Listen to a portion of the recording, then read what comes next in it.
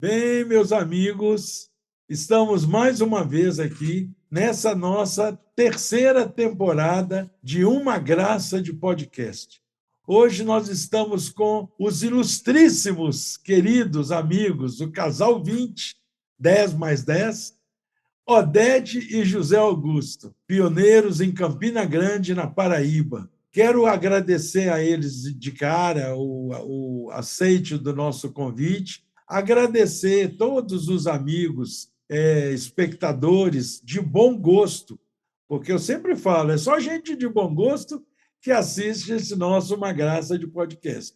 Agradecer a todos vocês por estarem se inscrevendo no canal, compartilhando com os amigos, dando aquele joinha durante as matérias, os episódios.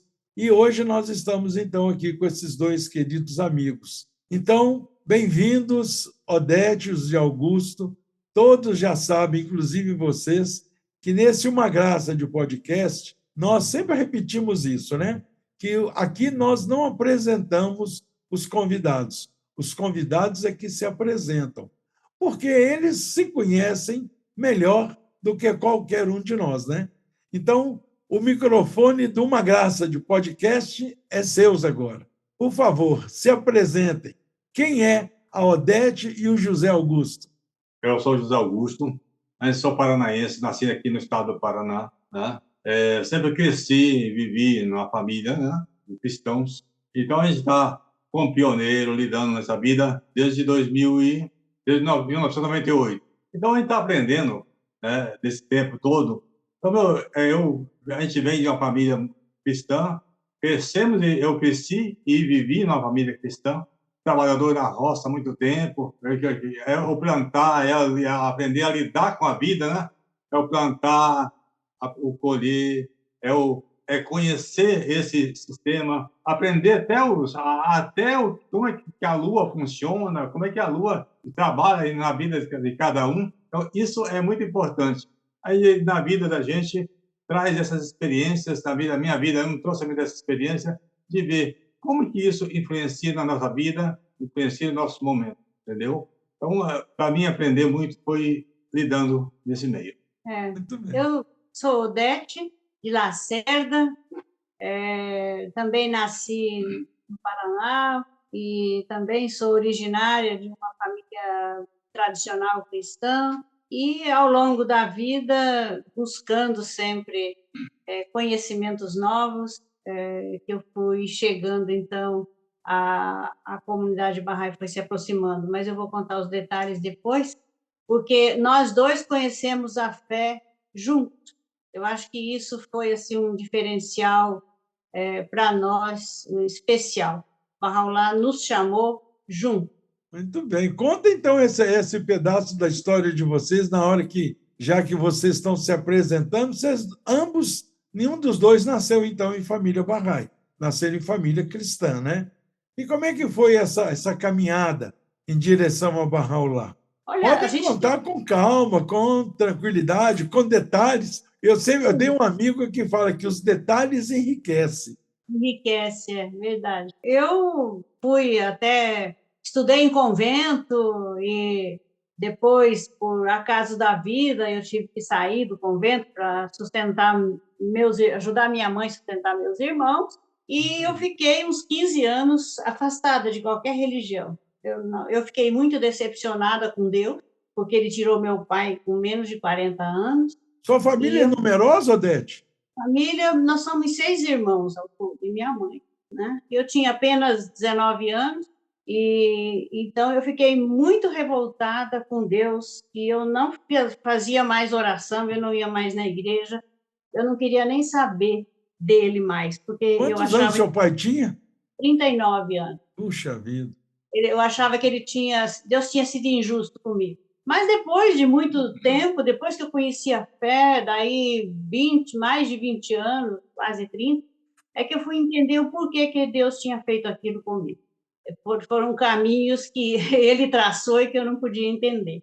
E depois nós estávamos nos conhecendo, namorando, e por acaso conhecemos, através do meu irmão, o casal de pioneiro aqui de Maringá, seu Chapuri, Dona Barrerê, Deda, Charbaz, aquela família, né, Patazan, e a gente, então, começou a ser convidado para participar de algumas reuniões, e eu, muito curiosa, eu sempre fui muito curiosa para livro, para história, pedi à Dona Barreira que me desse alguma coisa para ler, porque ela não me oferecia, ela me oferecia oração, livro de oração, um jornalzinho, Jornal Parrai Brasil, mas eu não entendia nada. Aí ela nos deu alguns livros, um livro, né? Ladrão na Noite, e eu comecei a ler, e depois eu lia e passava para o Augusto, que a gente estava namorando, nos finais de semana a gente se encontrava, todo mundo trabalhava, e ele lia também. Ele também estava no mesmo processo afastado, né? De qualquer, também por decepção com a sua instituição religiosa. E nós começamos a ler e começamos a perceber que realmente respondia a mim, respondia a todas aquelas perguntas que eu tinha e que eu não encontrava resposta, né? Na questão da religião, da espiritualidade. E fui lendo, não conseguia parar de ler. Foi interessante. O Augusto também tem acho que um pouquinho dessa experiência, desse conhecimento do Ladrão na Noite. Porque a sua revolta era com Deus, né? O Zé Augusto era com a religião, né? Era com a instituição. Acho que eu sempre fui, a gente participava da igreja desde o movimento jovem de 1970, 73, né? Então, a gente via, eu fui convidado várias vezes a fazer parte da Eucaristia, fazer parte de ministro, mas quando eu tinha muitos questionamentos. Por que isso é assim? Por que tem que ser assim, dessa forma? Né? Eu não me conformava com algumas coisas que aconteciam. Aí quando o cara me convidou, você quer ser diácono? Quer estudar para ser diácono? Não, quero não. Aí depois aconteceu outros fatos que eu tive que me separar, e aí eu cheguei na igreja, a igreja me excluiu. Me excluiu porque eu tive que separar. Aí a igreja não aceita pessoas que se separam, né?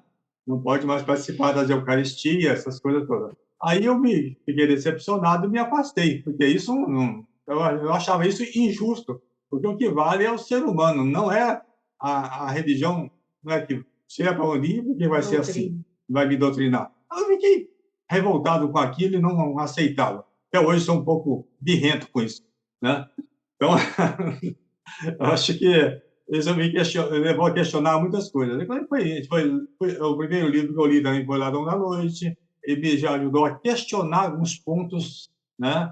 Descobrir alguns pontos dos quais me deixava cego naquilo. Aí a minha irmã, que é adventista, ela dizia assim para mim: Augusto, larga a mão de ler essas coisas, isso aí é coisa do demônio. Você larga a mão de ler isso aí. Vamos ler esse livro aqui. Aí ela trouxe um outro livro lá da Igreja Adventista. A sua família, Zé Augusto, é adventista? Não, só minha irmã. Ah, tá. Mas ela é que mais invocava comigo. Os outros continuaram sendo cristãos, então hoje, tendo as tradições cristãs até hoje. Mas ela sempre invocava comigo por causa da fé Bahá'í, e dizer que isso é coisa do demônio. Aí, então, eu falava, não, isso não é coisa do demônio. Veja só como é que isso funciona, né? Aí ela nunca quis saber de conhecer, né? Então, isso, depois eu fui ler o livro Kitab Khan, do qual foi mostrar para mim quem eram as nuvens, quem eram aquelas escuridões, né? Quem é o Sol, quem é a Lua, quem é as estrelas, que iriam aparecer e outras iriam desaparecer. Isso foi clareando para mim no mundo cristão, que às vezes nós que crescemos na família cristã, nós não conhecemos essas coisas. Por mais que a gente passe por aquelas catequese, primeira comunhão, crisma, tudo isso aí, curso para casamento, mas a gente nunca conhecia esse lado.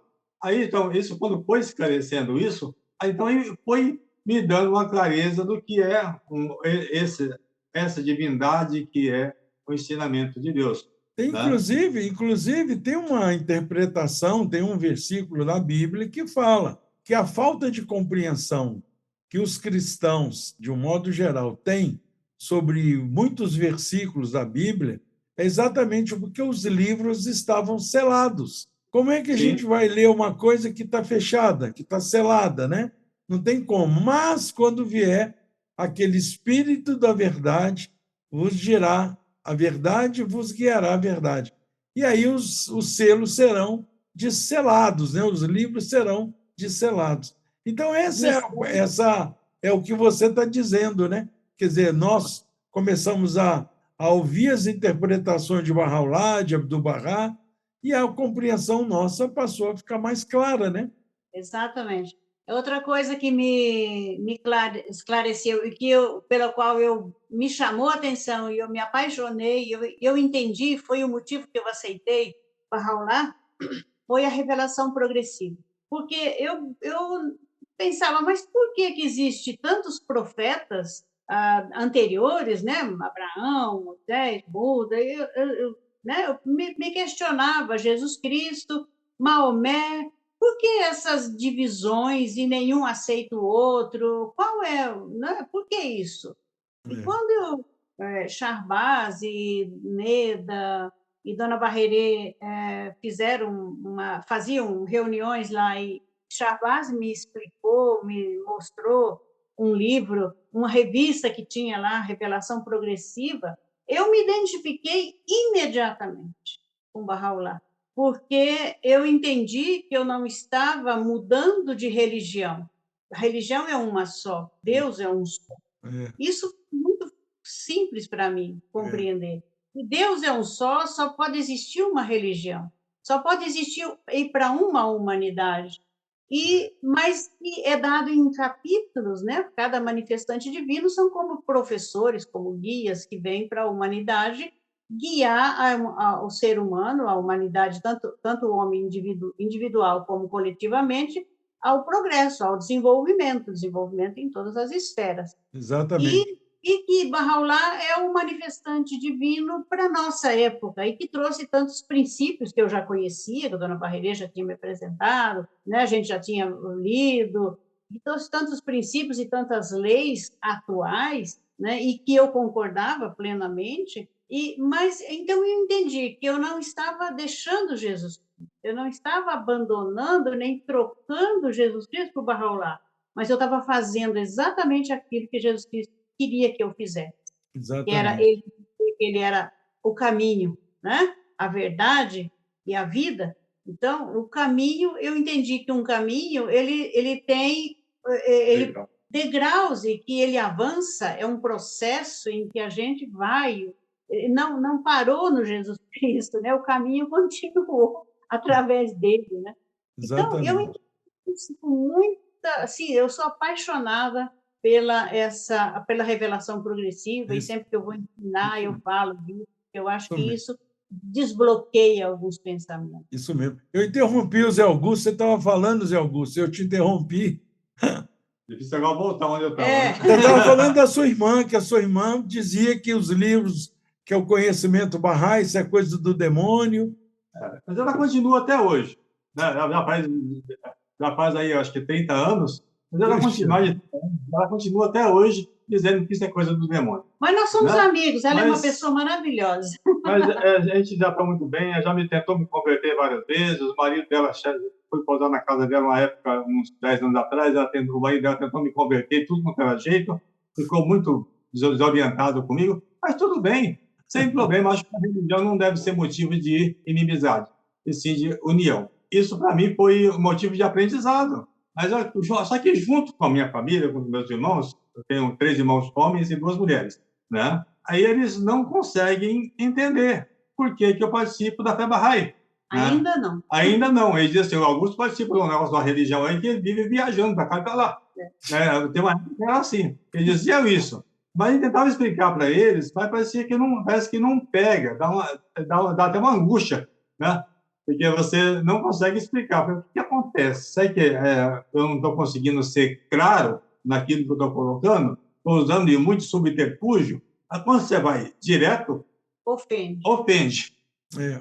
Sabe uma coisa que, te interrompendo outra vez, uma coisa que você pode experimentar com sua família é o que eu experimentei com alguns amigos e todos deram certo. É o seguinte, pede a eles, dá um livro Bahá'í para eles, e pede a eles para determinar, grifar o que eles acham que é coisa errada que Bahá'u'lláh ensina.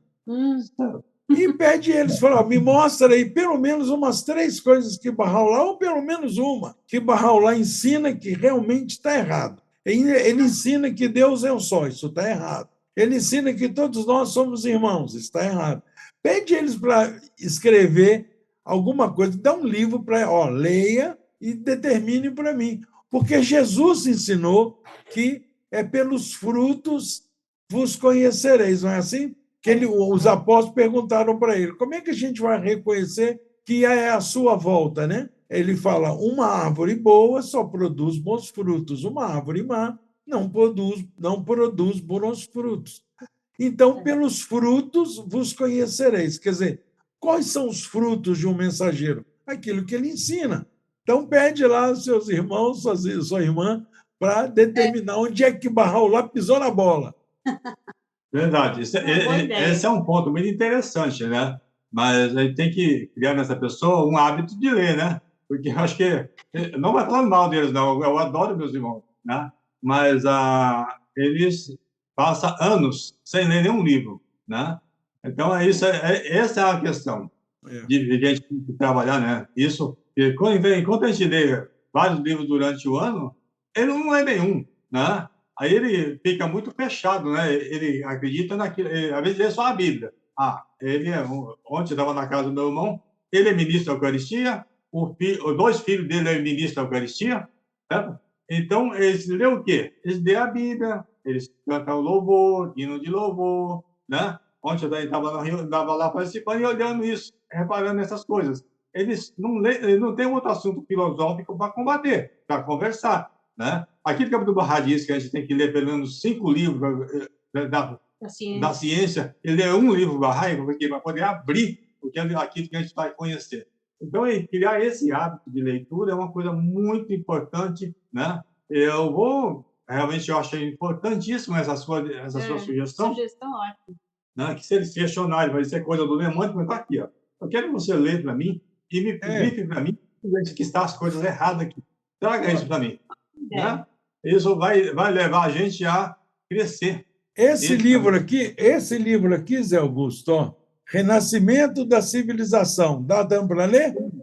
Tem eles. A gente tem ele. Esse livro é o livro que eu mais gosto de presentear. Uma boa sugestão. Semana passada mesmo eu presenteei um amigo o contador da minha pequena empresa. E somos amigos há 20 e tantos anos. Ele sabe que eu sou Bahá'í e tal. Ele fez aniversário, eu presenteei ele com esse livro. Falei, olha, já é o 2º livro Bahá'í que eu te dou de presente, o outro você leu. Eu gostaria que você lesse esse também. Cada vez que ele lê, e ele é um cara muito político e tudo mais, cada vez que ele lê, ele fala, olha, tem soluções aí muito interessantes, hein? Falei, que coisa, hein? Interessante. Então, assim, por que eu gosto de dar esse livro? É um livro que tem uma linguagem acessível, é uma linguagem simples, fala um pouco da história da fé, fala sobre os princípios. Então, é nessa hora, não lembro se é no capítulo 2, no 2º capítulo, quando fala... Fala o nome do livro. No capítulo 4. No capítulo 4, fala sobre os princípios da ordem mundial. Aí fala sobre religião e ciência, depois fala sobre uma comunidade mundial. Então, nessa hora, esse capítulo que fala sobre esses princípios, é a hora que você pode pedir para eles riscarem ali onde é que Bahá'u'lláh errou, onde é que os princípios da fé Bahá'í realmente são maus frutos, porque Jesus falou desses bons frutos, né? Aí você vai pôr eles, mas eles têm, igual você falou, eles têm que, pelo menos, ler o livro. Um capítulo. Um livro. Porque aí ele vai poder, né, fazer um levantamento. E tem outros, tem o Novo Jardim. O Novo Jardim é um livro simplesinho, de linguagem muito acessível, fala sobre a administração Bahá'í, fala sobre os princípios da fé, fala sobre a revelação progressiva, que Odete mencionou. Vocês sabem tudo isso. Então, de repente, dá para eles, de presente aí. Então, esse livro, Novo Jardim, também foi um dos primeiros que me chamou a atenção depois que a gente leu Ladrão da Noite, eu li o Novo Jardim. Eu achei ele assim, depois, eu já tinha lido Ladrão na Noite, quando me deram o Novo Jardim, eu fiquei empolgada com a revelação progressiva, com uma pequena história de cada manifestante, né? Eu achei muito, assim, abriu muito para mim a importância de cada um deles na sua época, né? Então, a gente conheceu a fé com a dona, né, com o casal de pioneiros aqui, a família de pioneiros aqui em Maringá. Eu estou falando aqui em Maringá porque hoje eu estou atualmente passeando aqui na casa, visitando minha mãe. Nós estamos em Maringá. Na verdade, a gente é em Campina Grande, na Paraíba. Então, Dona Barreirê, muito envolvente, né? Com uma boa mãe. Mãe, foi nossa mãe espiritual. Então, nos levou até Soltanier, foi a primeira vez que foi Londrina, com a comunidade de lá, e a gente começou a perceber que a comunidade, né, não era só essas poucas pessoas que tinha em Maringá, que eram bem poucas mesmo. Tinha uma assembleia montada, mas não somente. Aí a gente foi conhecer os barrais de Londrina, também pioneiros, persas e outros brasileiros. Depois a gente foi convidada para participar de uma reunião com o lançamento do plano de 3 anos ou 4 anos, lembra? O plano de 4 anos em Londrina, onde tinha muita gente, vinha gente de Curitiba, estava a Assembleia Nacional de Curitiba, tinha conselheiros.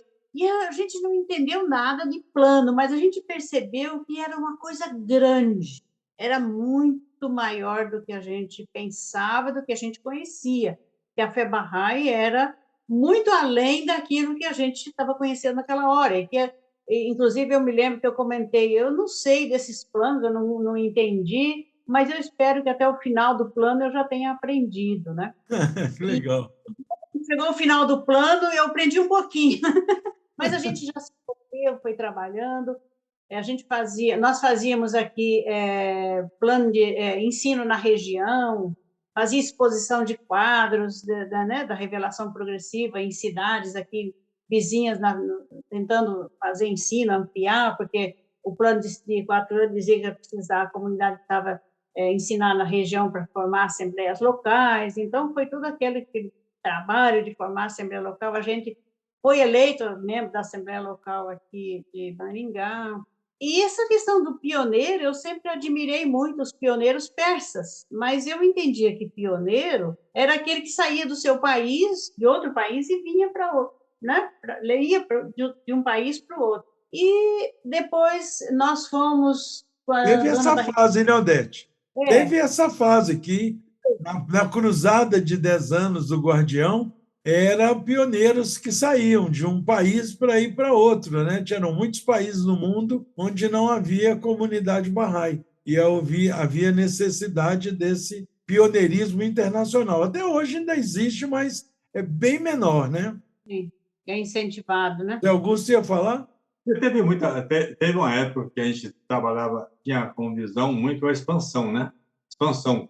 Acho que você trabalhou muito nesse meio também, que há muita expansão. Então, a gente vai conhecendo esse meio. Quando a gente conheceu, você já fazia 20 anos que estava nessa corrida.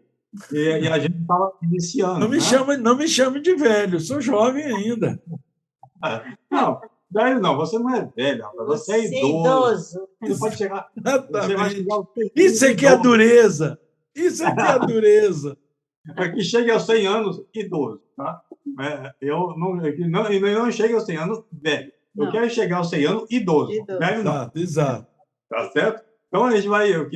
Eu acho assim, que a gente foi aprendendo, quando foi o lançamento do plano de 4 anos em Londrina, a gente estava presente, a dona Barreira estava indo para o seu Chapur para a Terra Santa. Aí eu preciso de alguém para substituir. Eu, como membro da Assembleia Local, alguém foi eleito. Até uma Odete foi eleito para ser membro da Assembleia Local. E o padre me convidou para ser... Não, peraí, mas você deu um salto na história aí. Antes de você se tornar membro da Assembleia Local, vocês tiveram que se tornar barrais, né? Olha só, como é que foi tornar barrais aqui, ó. Foi quando a gente estava nessa reunião que o seu Chapur e dona Barreira ia para a Terra Santa e ia precisar de alguém para formar a Assembleia Local. E a gente fazia tempo que a gente participava e não se declarava. Fazia quase 2 anos que a gente Certo? lia, A gente participava, ali, fazia fazia orações. orações, mas não se declarava. Certo?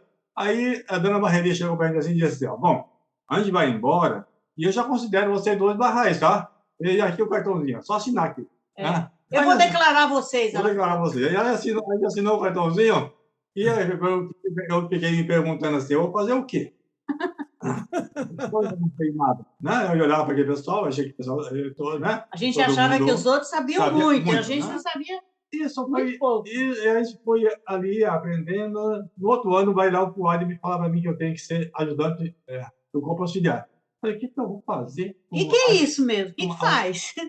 O que é isso mesmo? Eu nem sabia nada. Aí, não, fica tranquilo e você vai aprender. Tudo bem. Aí depois vai o senhor Seu aquela de Chapu? Juiz, lá de Juiz de Fora, o Farhad. Farhad, né? Farhad Chayane. Chayane. Aí ele me chamou para ser ajudante dele e um dia ele apareceu lá em Maringá. Farhad Chayane e disse assim, ó, vamos embora fazer ensino? Aí eu falei, e agora? É 95, né? Vamos embora então. Dava você, tava Petita, tava, né, junto, né? E não sei mais quem é o outro que estava junto. Tinha Marta, tinha Regina, tinha Carmen. Aí a Regina... Jorge Muniz. Não, nessa época, 95, conheceu lá em Maringá, foi Zé, com o marido. Certo. Aí, Dona Margot. Dona Margot estava junto. Aí a gente foi. Aí o Chayane falou assim: ó, fica tranquilo. Ó, você faz assim. Quando você vai, que nem aquele cara, vai pegar uma bandeira e vai começa a correr e convida as pessoas. Ei, vamos correr junto? Vamos embora. Quando o pessoal começar a correr, que eles começar a ir para lado, você vai saindo da frente e deixa eles ir embora. Depois você volta e vai buscar outro. Esse é o mesmo do corpo auxiliar. Esse é o mesmo do corpo auxiliar, tá? Pois é, você tem assim, quando você falou do Farhad, no período era conselheiro e você foi nomeado membro do corpo auxiliar dele. Eu nem sabia que era isso. Olha só, tão perdido que eu estava. Aí não. Aí eu fui lá, corri para cá, corri para lá. A gente foi aprendendo a fazer, né? A gente foi aprendendo, até hoje estou aprendendo, né? Então, isso foi trazendo para a gente um aprendizado dentro da fé. E quando foi em 98, com aquelas viradas todas que teve na minha vida... Pessoal, né? Pessoal, na vida profissional, na vida pessoal, aí eu fui convidado pelo conselho de alguém para ir lá, vocês estavam convidando para ir lá para o Soltanier, passar um tempo lá, e naquela comunidade. Aí eu fiquei todo aceso que eu ia lá, a gente aprendendo aquele projeto de Soltanier, lá no Mojimirim, aquele projeto grande que a gente ia explodir Mojimirim. Tudo bem, vamos embora lá. Né? Então, aí, foi um momento bem interessante de aprender ali, né? Que não é assim, não é correndo, e sim devagarinho, mas de sempre. Né? Aí foi uma mudança muito grande para a gente. Eu fiquei dentro do 4 meses lá, em Mojimirim, aí depois a gente voltou, foi para Cascavel. Né? Como pioneiros. Aí a gente foi como pioneiro para Cascavel. Mas deixa eu contar. Mas esse projeto que vocês estão mencionando em Mojimirim, que nós demos até o nome de Sementes do Amanhã, foi um projeto muito importante na vida de todos nós que participamos, né? E vocês dois vieram de Malicuia. A comunidade de Mojimirim tinha alugado uma casa, mobiliada a casa, e era chamada Casa dos Instrutores, né? Então, tinha muita atividade, nós demos palestra para toda a rede municipal e estadual de Mojimirim, palestra para os professores, né? Tínhamos atividades na Casa dos Instrutores, teve muitas declarações. Naquele período, estava começando, nos primeiros anos do estabelecimento do Instituto Ururi, e aí estava começando o estudo do livro 1, do livro 2, né? Então, foi um período muito importante e que vocês deixaram uma marca muito importante aqui em Mojimirim. Ajudou a comunidade a crescer, a amadurecer. Vocês também passaram por um processo também de amadurecimento. Então, todo mundo ganha, né? Hoje, atividades de ensino, a gente chama de visita aos lares, né? Isso. Visita aos lares, é verdade. Aquele período foi um período que foi um divisor de águas na nossa vida. Tanto de sofrimento, né? Que a gente vinha de uma fase de perdas, perdas de filha, perdas de econômica, de falência, e nós estávamos numa coisa assim que não sabia para onde correr. Essa ida, essa permanência em Mojimirim nesse período, foi um divisor de água, fez a gente perceber ressuscitar, né, Odete? Isso, a nossa vida tinha que mudar. E como precisava de pioneiro, o conselho, que ainda tinha o Conselho Bahá'í do Paraná, disse, olha, precisa de pioneiro, volta para o Paraná, vai para algum lugar. Nós não queríamos voltar para Maringá, então nós decidimos ir para Cascavel, como pioneiros. Mas essa ideia de pioneiro, eu estava dizendo antes, que eu achava que era sair de um país para o outro, e quando nós percebi que nós podíamos ser pioneiros dentro do Brasil, isso me incentivou. E eu me lembro quando eu estava no Sultaniye, uma vez, nós dois estávamos no Sultaniye, e eu, participando de aquelas festival de unidade que tinha, né, no Sultaniye. Conferência de unidade. 94, 95, uma coisa assim.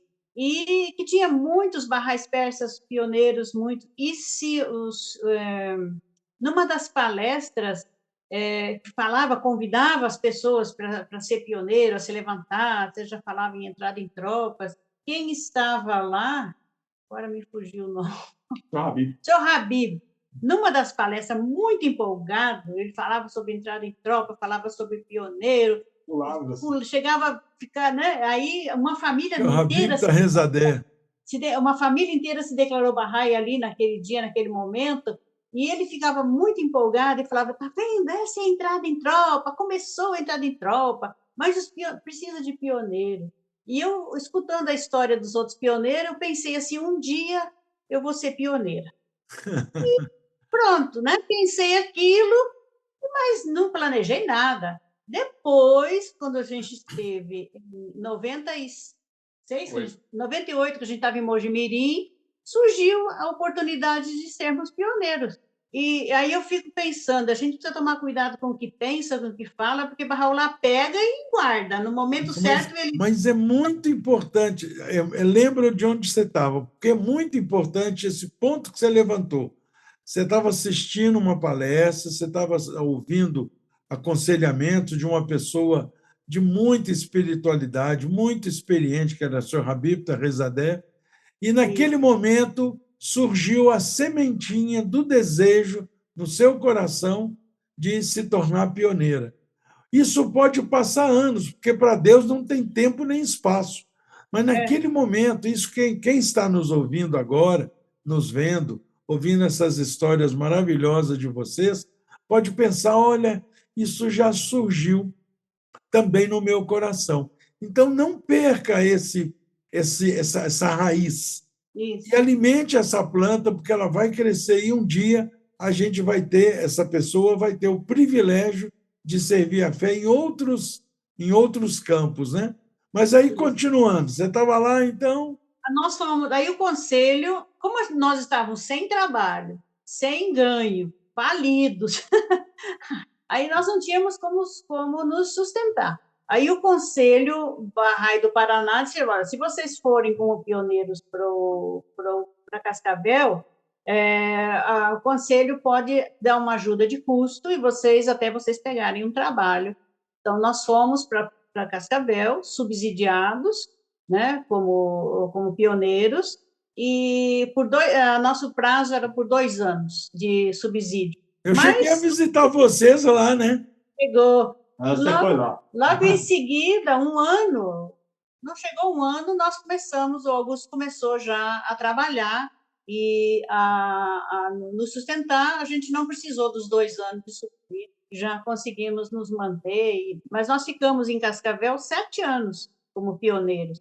E a gente fez muitos, a gente virou aquela cidade, assim, sabe? Em todos os lugares, a gente ia na prefeitura, a gente presenteava livros para o prefeito, nós fazíamos no juiz da vara da infância, nós trabalhamos na vara da infância como voluntário, depois a gente foi até contratado, mas a gente virou aquela cidade. Você sabe que Cascavel tem uma história muito interessante de uma pioneira de Belo Horizonte, que foi Solange. Solange, que é irmã do Carlos Alberto, do Jefferson, do Alisson, do Luiz. Então, Solange é uma história muito interessante, que Solange era Bahá'í de Belo Horizonte e era noiva. E teve uma atividade de ensino grande em Belo Horizonte e teve um levantamento de pioneiros. E uma das metas de pioneirismo era Cascavel. E ela, jovem, mulher, solteira, né? Apesar de já ser noiva, mas solteira. E naquela época, noivado às vezes durava anos. Né? A minha mãe ficou mais tempo noiva do meu pai do que casada. Ela ficou noiva durante 20 anos e ficou casada durante 11, e aí ele morreu. Então, quer dizer, então Solange era noiva. E ela levantou de pioneira para Cascavel. E aí foi para Cascavel, conhecer a cidade e tal, ficou encantada, voltou e falou: olha, vou de Malicu, e convidou o noivo. Só que o noivo não era Bahá'í. Aí o noivo disse para ela: ou você escolhe essa religião ou escolhe a mim. Meu Deus. Ele escolheu a religião. E aí ela foi de pioneira e ele rompeu o noivado com ela. E Solange nunca casou. Solange faleceu alguns anos atrás, pioneira em Brasília. Depois ela foi pioneira no Rio Grande do Norte, foi membro do Corpo Auxiliar, foi pioneira em Pernambuco. Ela fez parte daquele grupo de instrutores da Bahia dos anos 70. Então, Solange prestou grandes serviços à fé no Brasil e faleceu solteira. E hoje ela está nos ajudando numa outra dimensão espiritual. Então, ela teve em Cascavel, ela também ajudou lá a plantar sementinhas. Isso. Então, eu vou contar um fato que aconteceu em Cascavel que me marcou muito. Nós chegamos em Cascavel, como que nós vamos espalhar, né? Como que nós vamos fazer? Mandamos fazer 2.000 panfletos, né? Foi na rádio. Na rádio, a gente foi na rádio, mas depois a gente queria fazer um encontro, chamar a atenção de uma população de um bairro que tinha lá, no qual a gente estava morando, inclusive. E nós mandamos fazer 2.000 panfletos e fomos de casa em casa nesse bairro, convidando para essa palestra, que no salão comunitário, que nós já tínhamos feito contato com o responsável, né, do bairro, e tinha um salão comunitário grande, bem arrumado. E nós mandamos fazer uma faixa bem grande e colocamos no salão comunitário. Porque alguns vai lembrando de alguns fatos aí, vai dando pitaco. Olha só, às vezes ela tem dificuldade de você citar, então eu vou só dizer assim. Quando chegamos em Cascavel, reformulando aqui, a gente ficou um pouco meio. E agora? Começar por onde? Já começou, a gente foi na rádio, né? Aí nós fizemos. Vamos ver um bairro onde tem mais fazer a prospecção. Aprendi com o Barra de Chayé. Vamos fazer prospecção. E você também, né? Vamos fazer prospecção. Aí vamos fazer prospecção. Nesse bairro chamado Guarujá. Aí ficamos lá, vamos fazer uma prospecção, um salão bom, um povo até receptivo, né? Aí conversamos lá com o dono, o responsável do salão comunitário. Ele era meio político, né? Assessor de vereador. Eu falei: não, se você quiser, eu te ajudo, eu já arrumo uma gata aqui que vai vir baratinho para você, os folhetos. Então, aí a gente foi lá, fez 2.500 folhetos. Tinha 2.500 casas no conjunto, é grande pra caramba. Conjunto popular. Aí ele não morava lá ainda. A gente foi lá, aí falou: então vamos mudar para o bairro. A gente mudou para esse bairro. E fomos lá no salão, 2.500 panfletos esparralhados. A gente foi lá para a palestra, não apareceu uma alma. Puxa, não apareceu. Mas, poxa, que coisa mais difícil. Aí fui lá, fiz uma faixa de 6 metros de comprimento. Marcamos uma outra data. Convidando para uma reunião que ia ter na comunidade do Bahá'í, naquele salão, na tal data. Assim, e fui lá e peguei ela bem alto na frente do salão. Uma semana antes, convidando. Aí, no dia que a gente foi lá para a atividade... Na hora da palestra, na hora marcada... apareceu um casal. Com 2 filhas. E quem que ia dar a palestra? Quem que ia dar a palestra? Nós mesmos. Quem estava junto com a gente era a Iracema, lembra? Sim. A Iracema Sultan foi com a gente, ficou 2 anos, quase 2 anos com a gente em Cascavel. Aí a gente, ansioso, arrumamos flores, enfeitamos o salão, estava bonito. Aí, na hora de começar a palestra, a gente olha entrando um casal com 2 crianças. E a gente ficou feliz, aí recebeu, abraçou.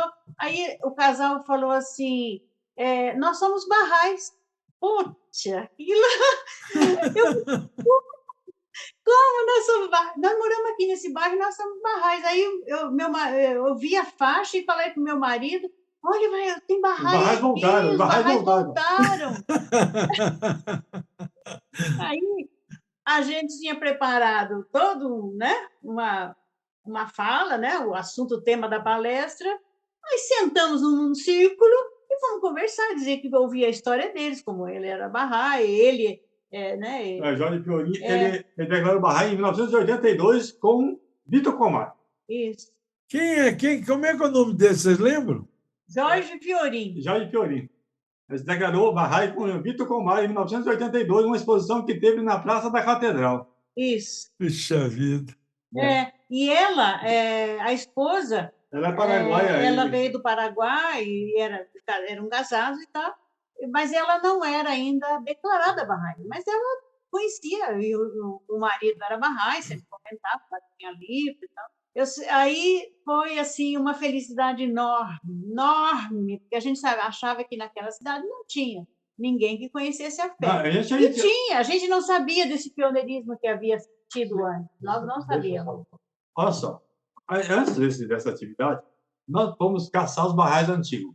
Sim, tinha uma lista. A gente tinha a lista de Barrais. Fomos para Cascavel, tinha uma lista de 95 Barrais. A gente foi todos aqueles endereços, caçando, procurando. Não achamos ninguém. E aí, alguns que nós achamos já disseram assim: ó, eu sou evangélico e não quero mais saber disso. Mas, poxa vida, será que não vai achar ninguém? Né? Até que um dia a gente começou, nesse trabalho que nós fizemos lá no bairro Guarujá, em Cascavel, encontramos o Jorge Fiorin. Foi ótimo, né? E aí começamos, então, uma atividade nesse bairro. Lá, então, tivemos aula de criança, tivemos grupo de círculo de estudo, tivemos grupo de pré-jovem, nesse bairro lá em Guarujá. E no outro bairro, chamado... Eu agora até esqueci o nome do bairro, Maura Márcia. E nós estávamos fazendo uma atividade com os professores, e foi cópia daquele trabalho que nós fizemos em Mojimirim. Juventude Humana, a gente ofereceu para os professores. Aí tem uma... Lá ela é um pouco avessa, ela diz...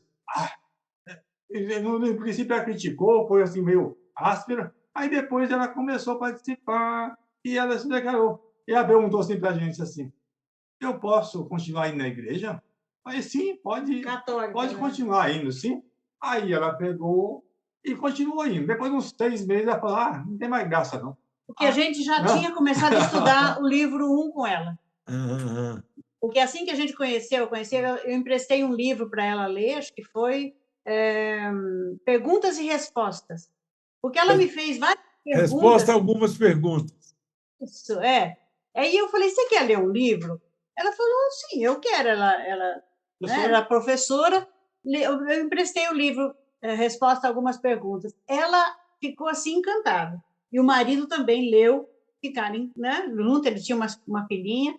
Aí eu ofereci: você quer ler o livro? Você quer começar um estudo, mais assim, né? O livro 1, eu falei sobre o quê? Porque ela interessou muito por vida após a morte no livro, né? Pergunta algumas respostas. Aí nós começamos a estudar o livro 1 com ela. Ela, o marido, a filha, e fomos estudando o livro 1, e cada vez ele ficava mais encantado, e eles se declararam Barrais. Né? E começou, então, a continuar o círculo de estudo, que já tinha o livro 2, o livro... Nós fizemos... O livro 3 também. Acho que o livro 3, que ela era professora, ela ficou muito encantada com o livro 3. E aí a gente continuou o ensino, ela já ajudava, a gente fazia reunião na nossa casa. Aí nós mudamos numa casa maior, que tinha um espaço num outro bairro melhor, e tinha um espaço grande para a gente fazer fireside, fazer reunião de comemoração de dias sagrados, e a gente convidava. Na nossa casa tinha dia que tinha 30, 40 pessoas num jantar, pão no inverno, a gente tinha um fogão a lenha que aquecia, que lá no inverno é muito frio. Convidava todo mundo, trazia, todo mundo vinha, e nós, então, fazíamos comemoração de Nauruz, fazíamos comemoração, e sempre ensinando, buscando ensinar, buscando expandir.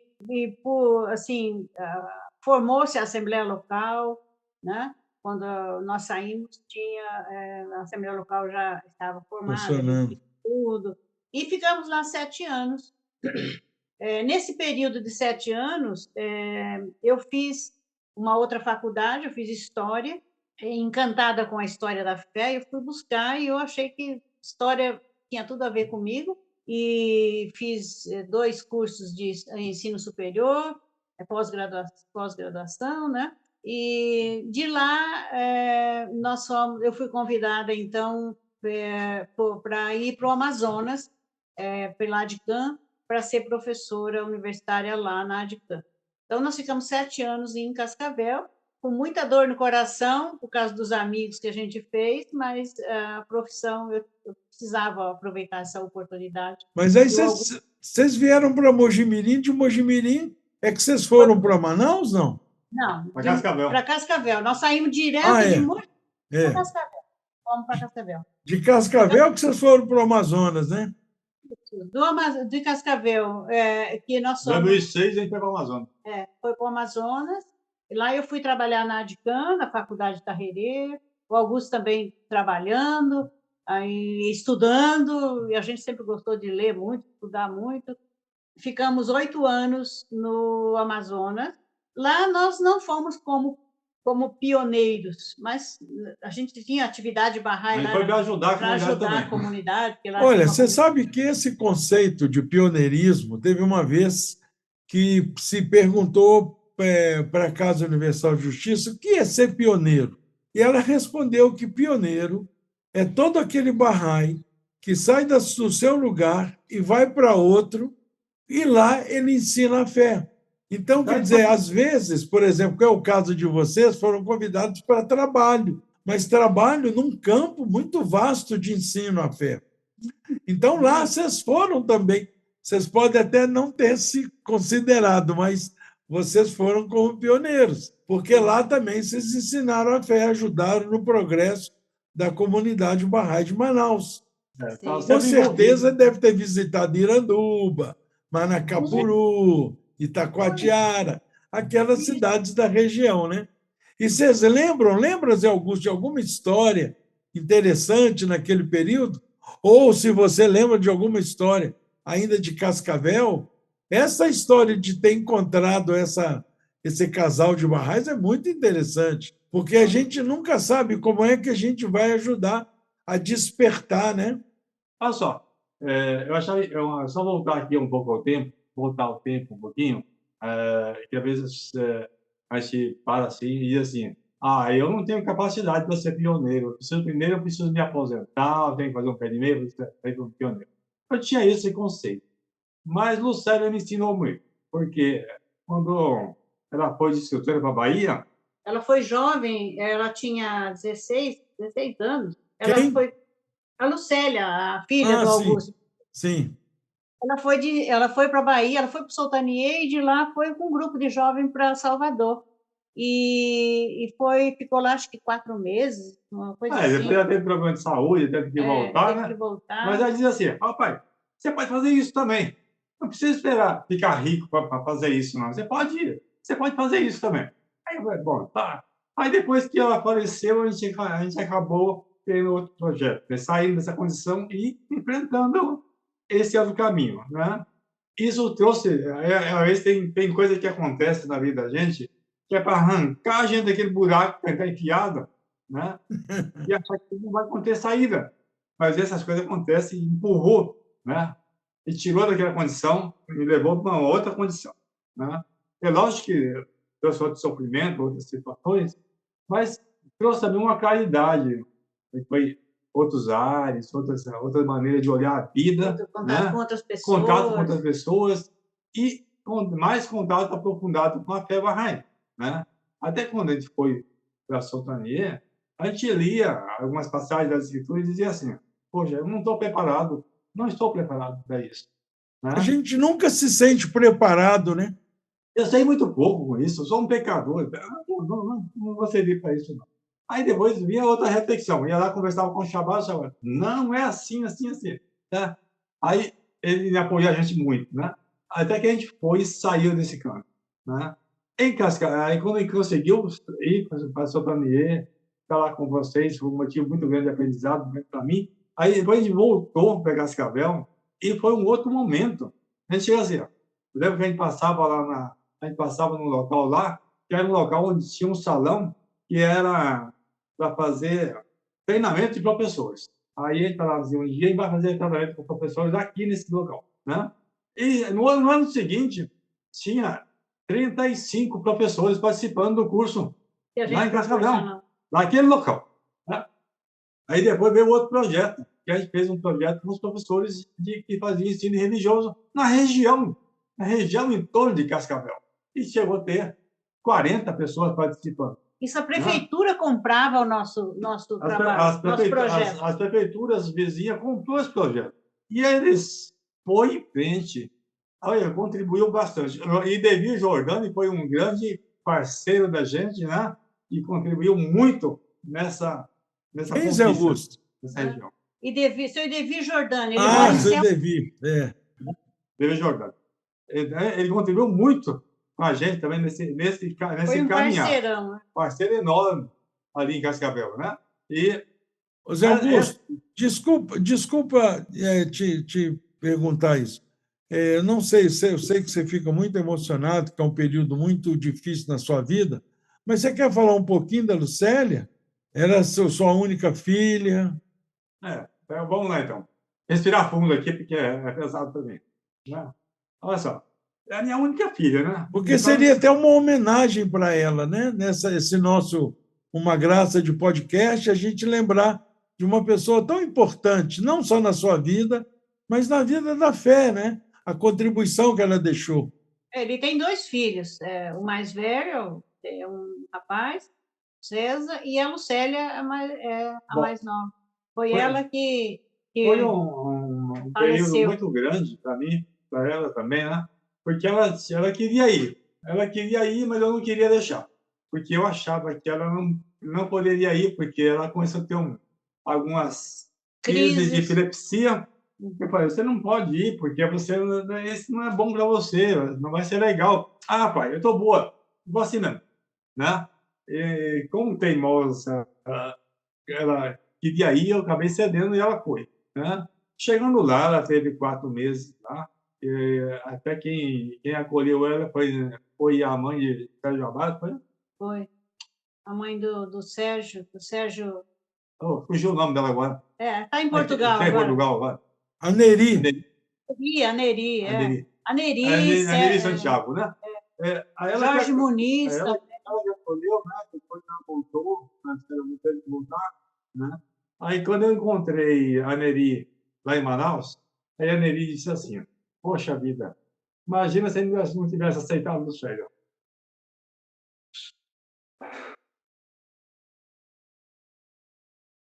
Ela, depois que ela ficou sabendo, né, que a Lucélia tinha falecido, porque assim que ela veio, ela piorou bastante, aí ela teve uma convulsão, na verdade não foi a convulsão, a causa da morte, mas ela caiu no banheiro e não respirou, caiu dentro do box, não respirou, até que as amigas, que eu não estava em casa, inclusive o Augusto e eu estávamos em Curitiba, numa reunião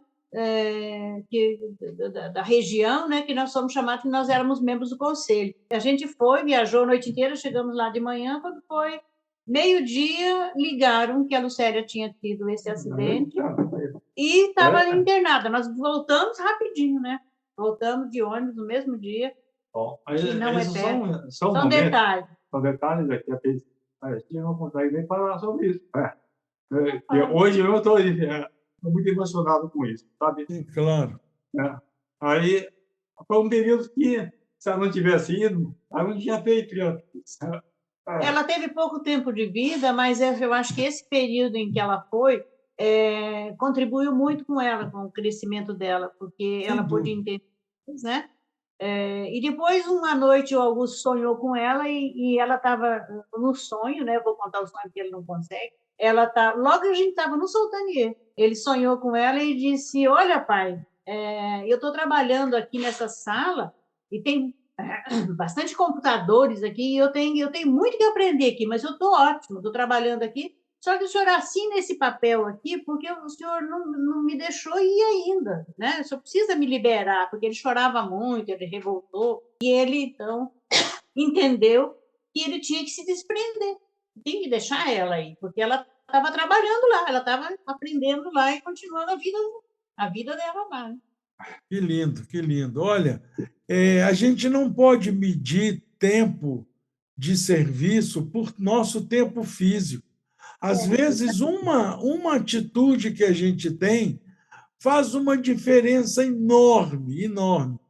Tem aquela história que é muito conhecida, como é que o Soderico Bahá'í de Belo Horizonte, que talvez vocês tenham conhecido, que é o pai da Gilda, ele viajando para São Paulo, ele era membro de centro espírita.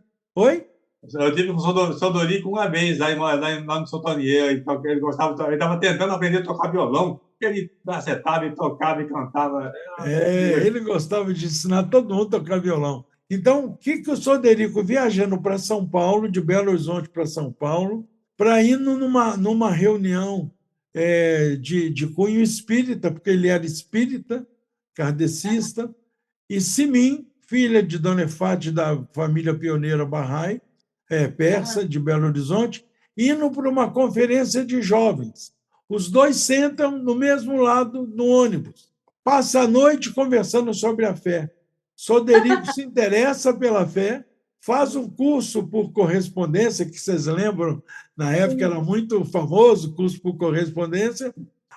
Aí Soderico, depois termina o curso, ele se torna Bahá'í, começa a ensinar a fé na vizinhança que ele morava, no bairro que eu também morava. Através do seu Oderico, praticamente 40 pessoas se tornam Bahá'ís. Através dele, um ensina para um, ensina para outro. Então, quer dizer, por causa de uma viagem de ônibus, de noite, de madrugada, Simin falava que ela estava doida para dormir e o homem não parava de perguntar para ela sobre a fé.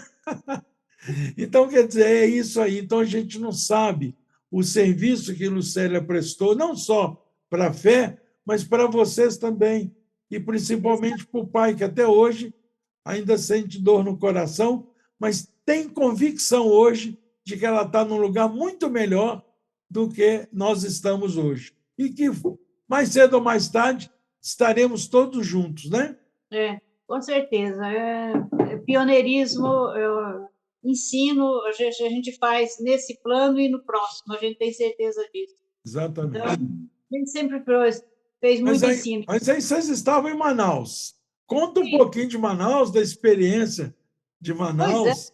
Em Manaus foi uma experiência muito interessante, né? Porque, ao invés de ter na cabeça alguma coisa, quando chega na realidade, você vê que é outra coisa, né? É isso mesmo. Então, a gente chegou lá e acaba se envolvendo na comunidade, né? A gente vai estranhando, porque você vê que a comunidade tem uma outra cultura, né? Mas a gente eu sempre estava envolvido no comitê de ensino de área, e um dia um cara disse assim, tem um rapaz que fez um curso por correspondência. E ele disse que é Bahá'í, ele declarou Bahá'í, mas ele tem que achar ele. Bom, a gente pegou o carro e saiu procurar esse cara. A Assembleia Nacional, ele recebeu a declaração pela Assembleia Nacional, e a Assembleia Nacional mandou o endereço dele para a comunidade, para a Assembleia Local de Manaus, e pediu para que a gente fosse buscá-lo. Isso era que ano, Odete? Hã? Que ano que era?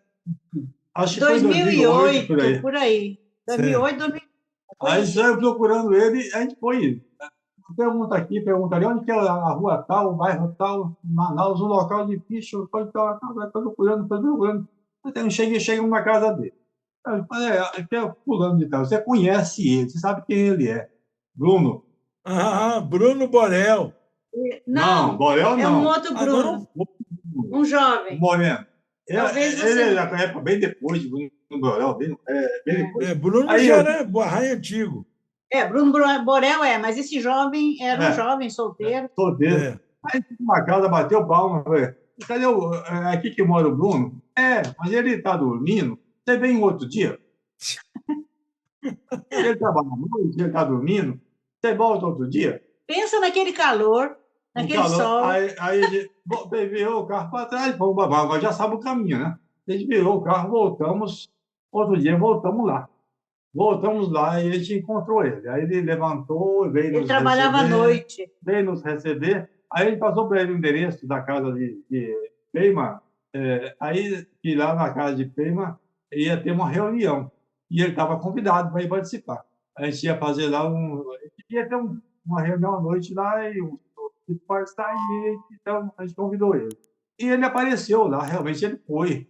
E de lá em diante, Bruno, então, voltou a participar da comunidade. Voltou, né? começou a fazer o Instituto do Rio, o Círculo de Tudo, né? O outro também que ele foi buscar também, que foi aquele que foi pioneiro para Campo Grande, também, a gente foi buscar ele lá num bairro, era muito difícil, mas a gente acabou encontrando e ele veio através dos grupos de jovens, menino muito jovem e muito dedicado, né? Então, a gente achava que era difícil fazer isso, mas não é. Acho que quando a gente sai para fazer, eu aprendi uma coisa, né, para isso, né? Quando você sai para ensino, você põe na mochila um par de meia, uma cueca e 2 camisas e uma calça, está pronta a mudança. Tá só sair, só levantar e sair e fazer, né? Então, e nós ficamos participando da comunidade Bahá'í de Manaus. Eu fui membro da Assembleia Local, uma época. Augusto era ajudante de comitê de ensino de área. Então, mas a gente não tinha, assim, dias de folga, não. O dia de folga era para sair com a comunidade, para Iranduba, para fazer as atividades Managapuru, né? Rio Preto-Eva. O próprio Manaus é muito grande, né? A gente tem muita coisa a fazer em Manaus. A gente foi um período muito produtivo. Muito. Né? De 8 anos em Manaus, Sim. mas 8 anos assim, sempre participando da comunidade e sempre ativo, né? Isso foi muito bom. Lá eu consegui terminar o curso de psicologia, fiz um curso de pós-graduação em acupuntura, né? E a vida foi ganhando outro rumo, né? outras dimensões, né? E isso nasceu de onde? Nasceu daquele empurrão, daquele sofrimento, né?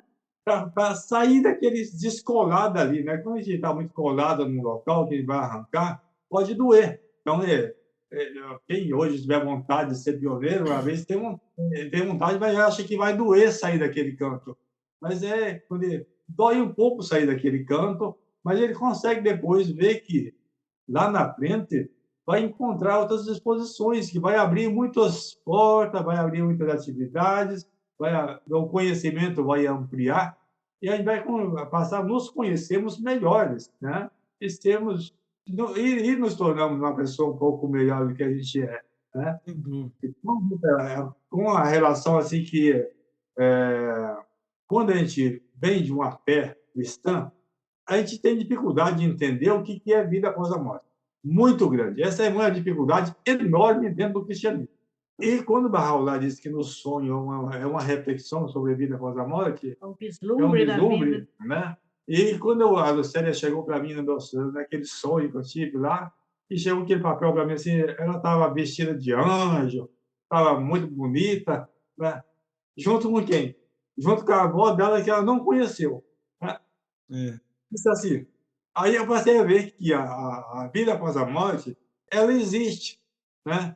E esse corpo realmente é uma gaiola. Porque ali, naquele momento, mas, poxa, esse tempo todo, 8 meses, fazia que ela tinha partido. 8 meses, não. Maio, junho, julho, agosto, setembro. Foi em setembro. Né? 4 meses. Então, eu pude perceber naquele momento o quanto a vida após a morte é tão perto da gente, o quanto que a gente pode se comunicar com essas pessoas que estão aí nos vendo, estão vendo a gente, qual o sofrimento que a gente tem. Né? E ele não veio nos consolar, ela veio ainda. Né?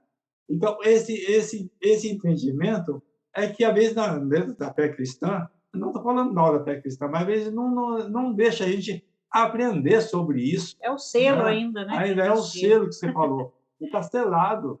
Né? E esse traz para a gente um momento de aprendizado. Para mim, ali foi um nascer, um desabrochar, embora muito rasgado, mas foram nascer, né? Sem dúvida. Quando a criança nasce, ela chora. E quando mas os adultos que estão à volta dele, ele fica alegre, batendo palma, outro está chegando, mais um, né? Mas quando o jeito morre, os outros em volta estão chorando, mas os outros que estão do outro lado estão sorrindo e abraçando eles que estão chegando. Então, esse entendimento foi um desabrochado para mim. Né? Quando você falou do sofrimento, eu sempre lembro, sabe, Zé Augusto e Odete, eu sempre lembro daquela palavra oculta de Bahá'u'lláh, que ele fala que exteriormente, é fogo e vingança, interiormente é luz e misericórdia. Então, nenhum de nós, se quiser escolher, gosta de sofrer. Mas o sofrimento realmente nos amadurece, né? Com relação à vida após a morte, o que Abdu'l-Bahá fala? Que a morte é uma porta aberta para uma vida maior e superior. Porque, de fato, é uma continuidade, né? Você deu o exemplo aí do bebezinho na barriga da mãe. Quando ele sai para esse mundo, a gente faz festa, nasceu o bebezinho e tal, mas para aquele útero da mãe, ele morreu para aquele mundo e nasceu para outro, né? E assim é o nosso progresso. E eu, outro dia, numa palestra, falei que eu estou olhando para pessoas aqui que todos somos eternos. Ninguém aqui morre. E, ao mesmo tempo, nesse mundo, estamos todos de passagem. Porque realmente o que nós temos é, como você lembrou, esse corpo é como se fosse uma gaiola e a nossa alma é como se fosse um passarinho. Quando a gaiola rompe, não afeta o passarinho. Muito pelo contrário, o passarinho está livre para voar e alçar altos voos, né? Em mundos que ele jamais sonhou. Então é isso, a vida é assim mesmo. E essa vida de pioneirismo é uma parte desse sacrifício, né? Que a gente faz nesse mundo.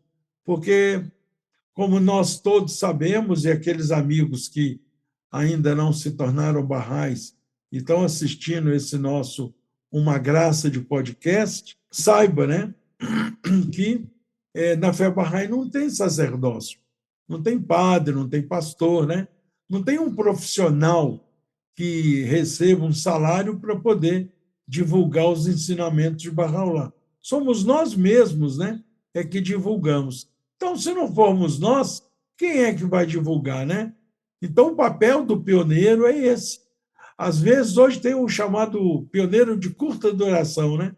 Aquele amigo que, homem, mulher, o casal, que sai de um bairro até e vai para outro bairro, dentro da mesma cidade. É pioneiro, né? E, às vezes, sai de uma cidade para outra, mas por um período curto, de 1 ano ou 2.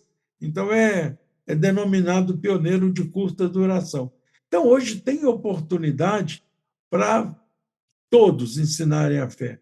E se eu estou ensinando hoje para alguém, estou no supermercado, e está lá um cara escolhendo, lá uma senhora escolhendo um produto. Eu encosto ali perto dele, fico olhando o produto, eu puxo uma conversa e falo da fé Bahá'í. Aquela pessoa que fala, não, eu nunca ouvi falar nessa religião, e eu sou o primeiro a ensinar a fé Bahá'í para ela, naquele momento, para ela, eu sou o pioneiro, porque eu sou o primeiro a dizer quem é Bahá'u'lláh para ela. Então, todos nós temos oportunidade de sermos pioneiros em algum momento da vida, né?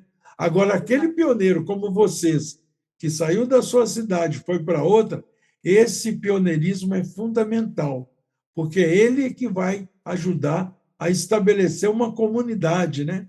Criar uma instituição local, que é a Assembleia Espiritual Local, começar a fazer estudos e aumentar o número de barrais e aumentar o número de participantes que sirvam à fé, né?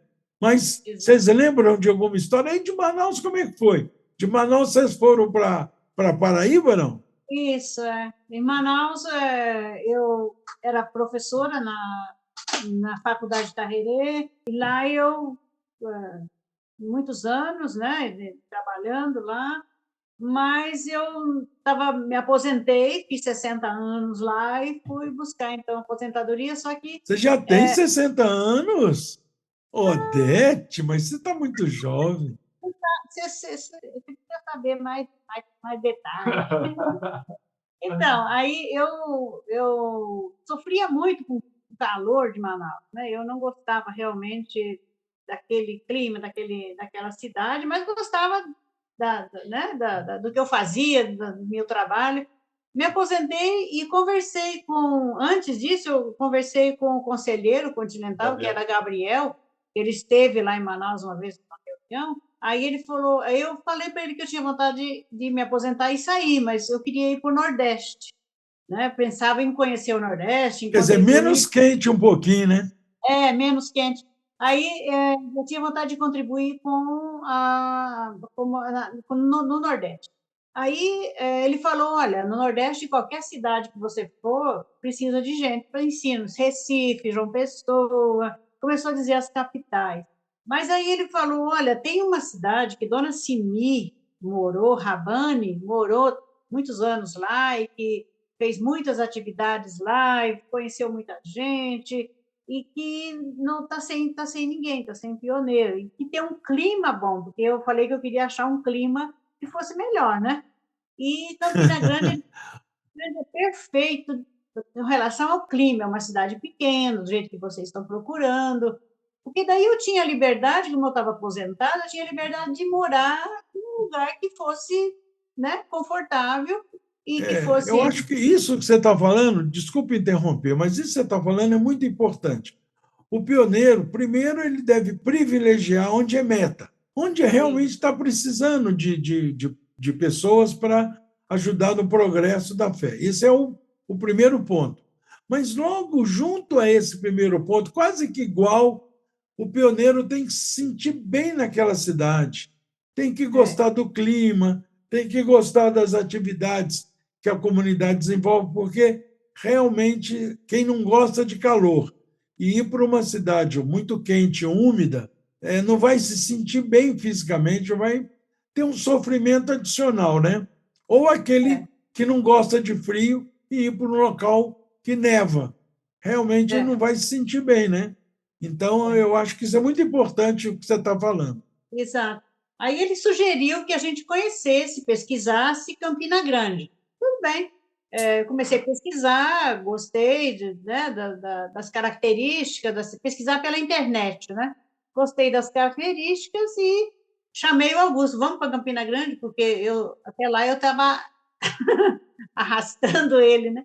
Aí, vamos para lá, porque ele também já era autônomo, já tinha se formado, já estava trabalhando na profissão dele de psicologia, acupuntura e tal. Aí nós fomos para Campina Grande, saímos de Manaus em 2013, final de 2013, início de 2014. A gente foi para Campina Grande e estamos lá até hoje, estabelecidos lá, e a gente fez muito, buscou uma lista também, recebemos uma lista de barrais né, que a Assembleia Nacional tinha, fomos atrás de cada um daqueles nomes, daqueles endereços para conferir e encontramos quase ninguém, porque Campina Grande é um polo universitário e muita gente que a dona Simi tinha contato, porque ela era professora da universidade e o esposo também, eram universitários que tinham passado por eles, mas que tinham saído da cidade, não tinham permanecido ali.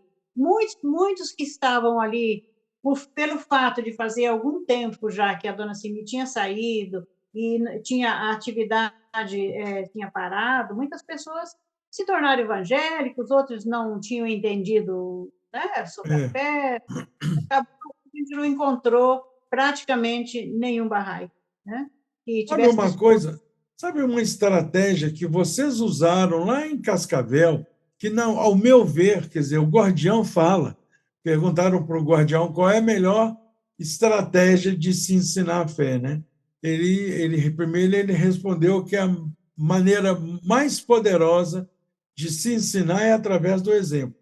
E o exemplo é o meio mais forte. Até uns tempos atrás, eu lendo um livro de educação, um filósofo, comentando a respeito da influência do exemplo. Aí ele diz no livro dele que eu li certa vez que um educador dizia que o exemplo era a melhor forma de se educar e que ele não concordava que a melhor forma de se educar era através do exemplo. Ele acreditava que era a única forma de se educar é através do exemplo, não tem outra melhor forma, né? Então, isso o Guardião dizia, que o exemplo é a melhor forma de se ensinar a fé.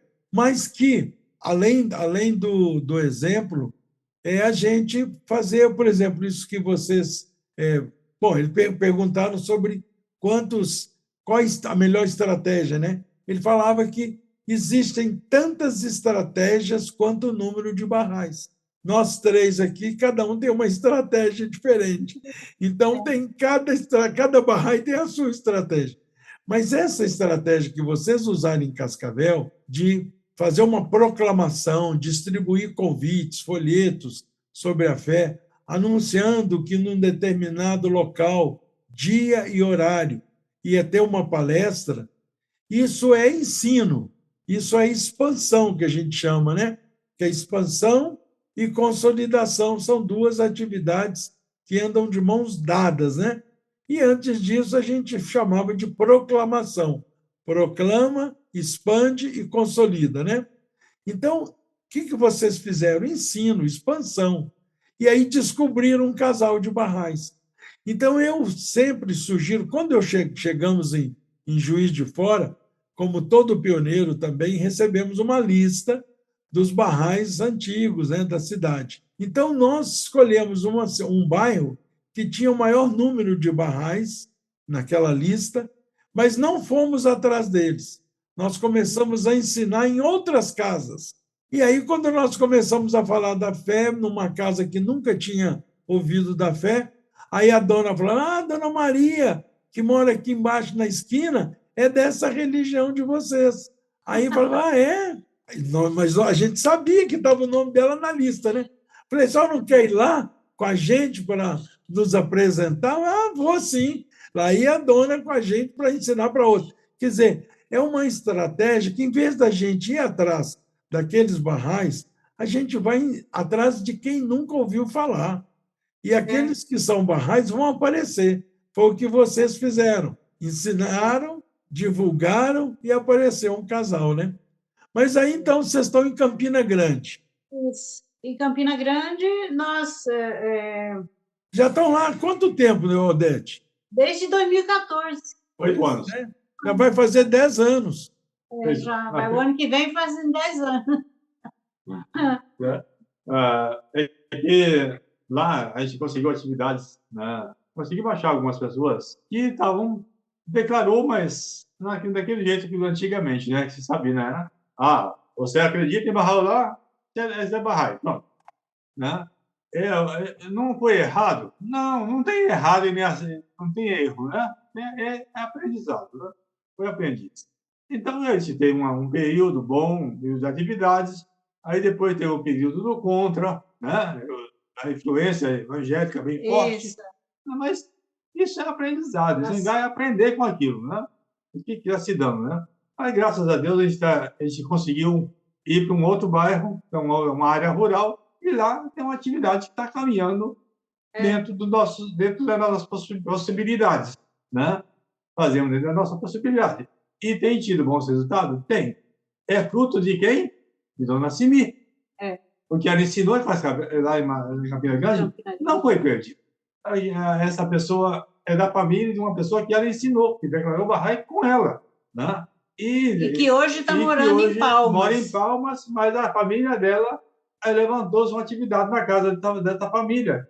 Então, essa semente de ensinamentos é importantíssimo por causa disso. A gente acha que a pessoa não está mais ali, mas ela pode influenciar de uma outra forma, de uma outra maneira, né? Ela está sempre, cada vez que vai lá, ela reúne o pessoal, faz oração, né? A gente está indo, como a gente não está indo todos os dias, mas quando ela vai lá, que ela fica todos os dias, a comunidade, a atividade consegue ganhar outro ritmo. Avança, né? Nos livros de pré-jovem, faz devocional, convida a vizinha. Então, a gente nunca sabe, né? Tem uma vez um amigo Edson, que vocês conhecem, que era aqui de Mogi Guaçu, é pioneiro em Sim. Rio Claro, ele Tá lá? fez uma analogia uma vez muito interessante, que o pioneiro é como se fosse aquela árvore, eu não lembro o nome da árvore, que dá uma sementinha, a sementinha é presa numa espécie de folhinha transparente, e quando amadurece, aquela folhinha se desprende da árvore e voa, ela roda assim com o vento e vai para longe. Isso, o vento Não lembro o leva. nome dessa árvore. Então, Também ele não. fala que é isso aí que vocês falaram. Chegaram em Campina Grande, Simin e Soheil Rabbani ensinaram a fé, mas como eles eram professores universitários, muitos que se tornaram barrais ou que ouviram sobre Bahá'u'lláh eram estudantes, se formaram, voltaram para suas cidades. São essas sementinhas que estão espalhando para vários lugares, né? Aí você citou uma aí que mudou para Palmas, né? Tem um outro que mora numa cidade vizinha lá, que é em Lagoa Nova, e também é fruto de ensino da dona Simi. Né? Que E vem ele participar. ele vem cada 15 dias, ele vai lá para participar da atividade. Ele sai de um local, vai, né? Para estudar os livros com a gente. Né? Então, esse é o fruto que ela deixou, e deixou outros frutos também, né? Que acho que vai nascendo, né? Vai aparecendo com o tempo, né? A colheita vem depois. Então, eu acho que em Cascavel, nós estivemos em Cascavel uns 7 anos, e mexeu com a cidade toda. Muita gente vai lembrar da gente em Cascavel. Com certeza. Isso que eu ia dizer. No futuro, quando vocês estiverem servindo em outra localidade, ou mesmo aí, eles vão ficar falando: esse é o pessoal da época da Odete José Augusto. Isso quer dizer, cada um de nós também planta, né?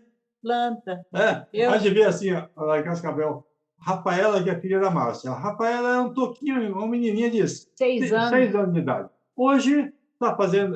doutora em engenharia florestal. Engenharia florestal. Já viaja. Agora está na Polícia Federal. Está na Polícia Federal, lá em Porto Alegre. E ela não deixa de ser barraca. Ela não deixa. Onde ela vai, ela procura. Ela está levando o ensinamento. Né? Ela está sempre ativa nisso. Não, ela está falando de Bahá'u'lláh, está levando o ensinamento dela. Né? Isso é quem ela?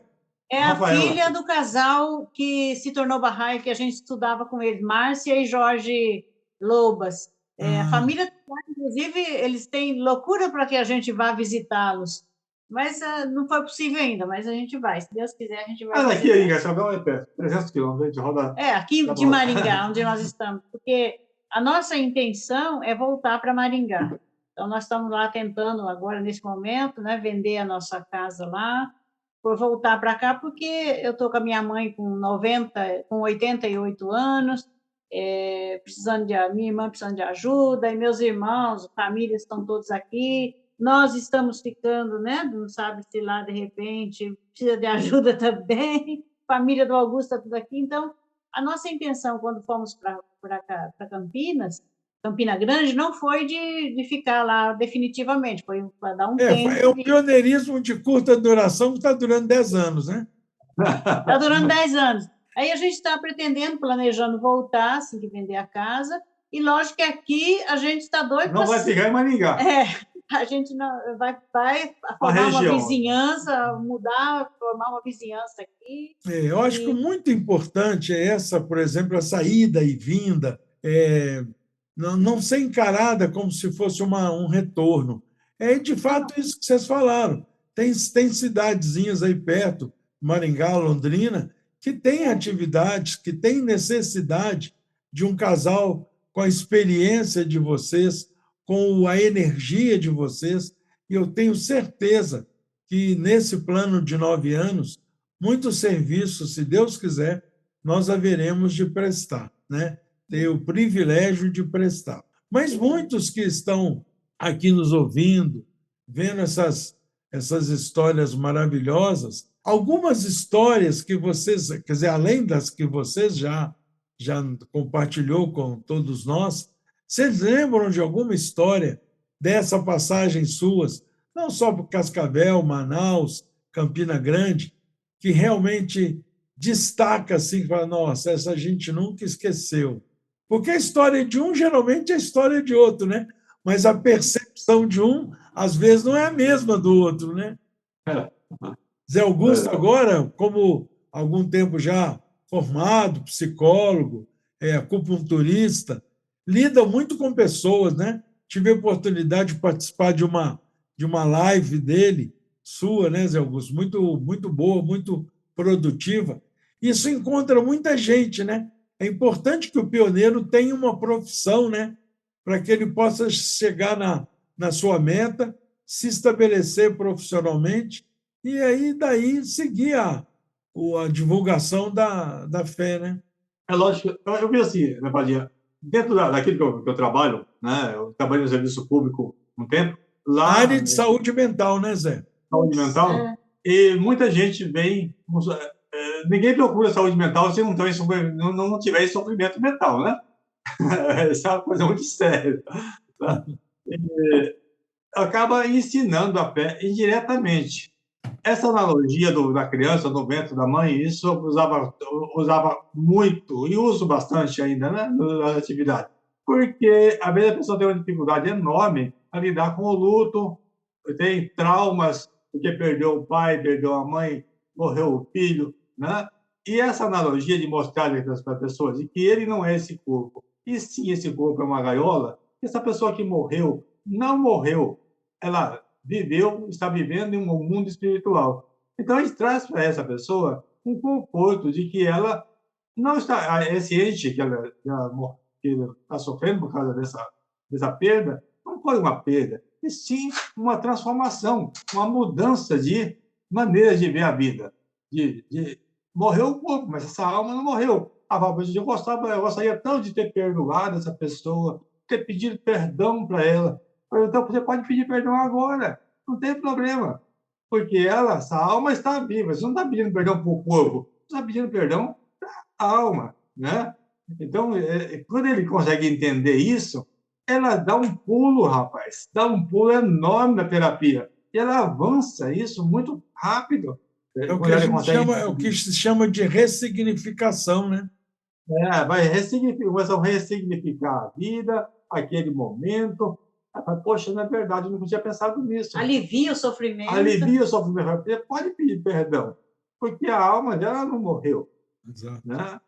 Ela está morta, pode estar morta para ti, se você dizer assim, eu não quero mais ver essa pessoa, não quero mais lembrar dessa alma, ela vai estar morta para ti, mas para outra pessoa, não. Né?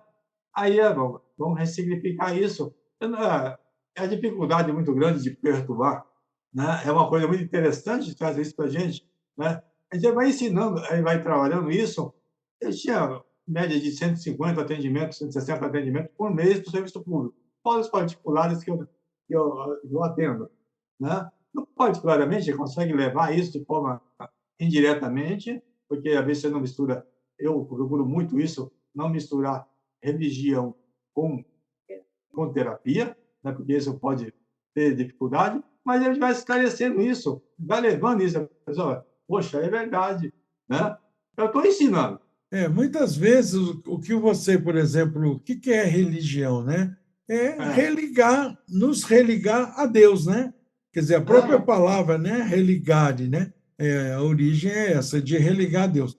Eu acho que na hora que está um cliente, um paciente, conversando com você, e você está reconectando a alma dele ao seu Criador, isso não tem nome, não importa se isso vai ser chamado de religião ou de terapia.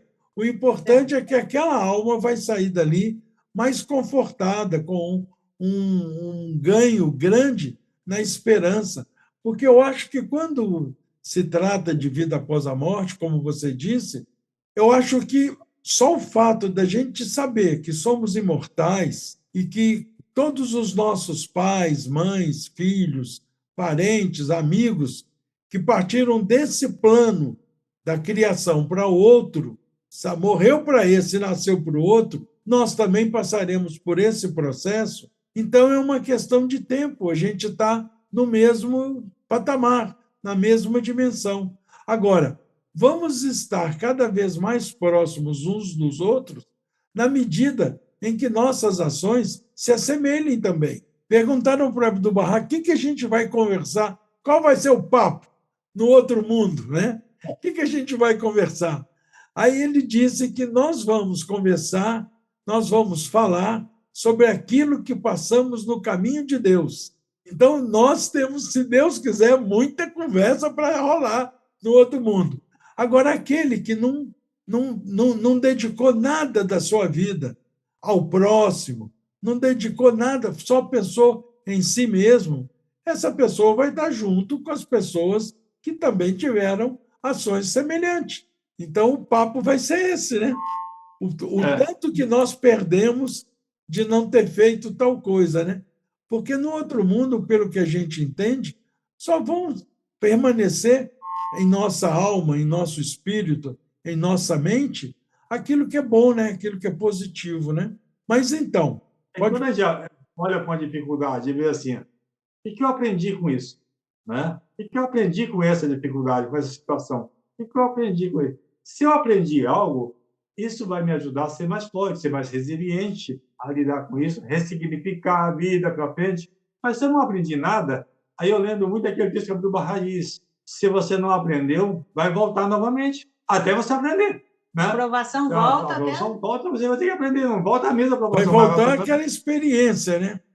Então, você vai, aprendi, avancei. Né? Às vezes a gente olha para trás e diz assim, poxa, eu podia ter feito melhor. Verdade, isso é uma coisa de verdade. Por que eu digo isso?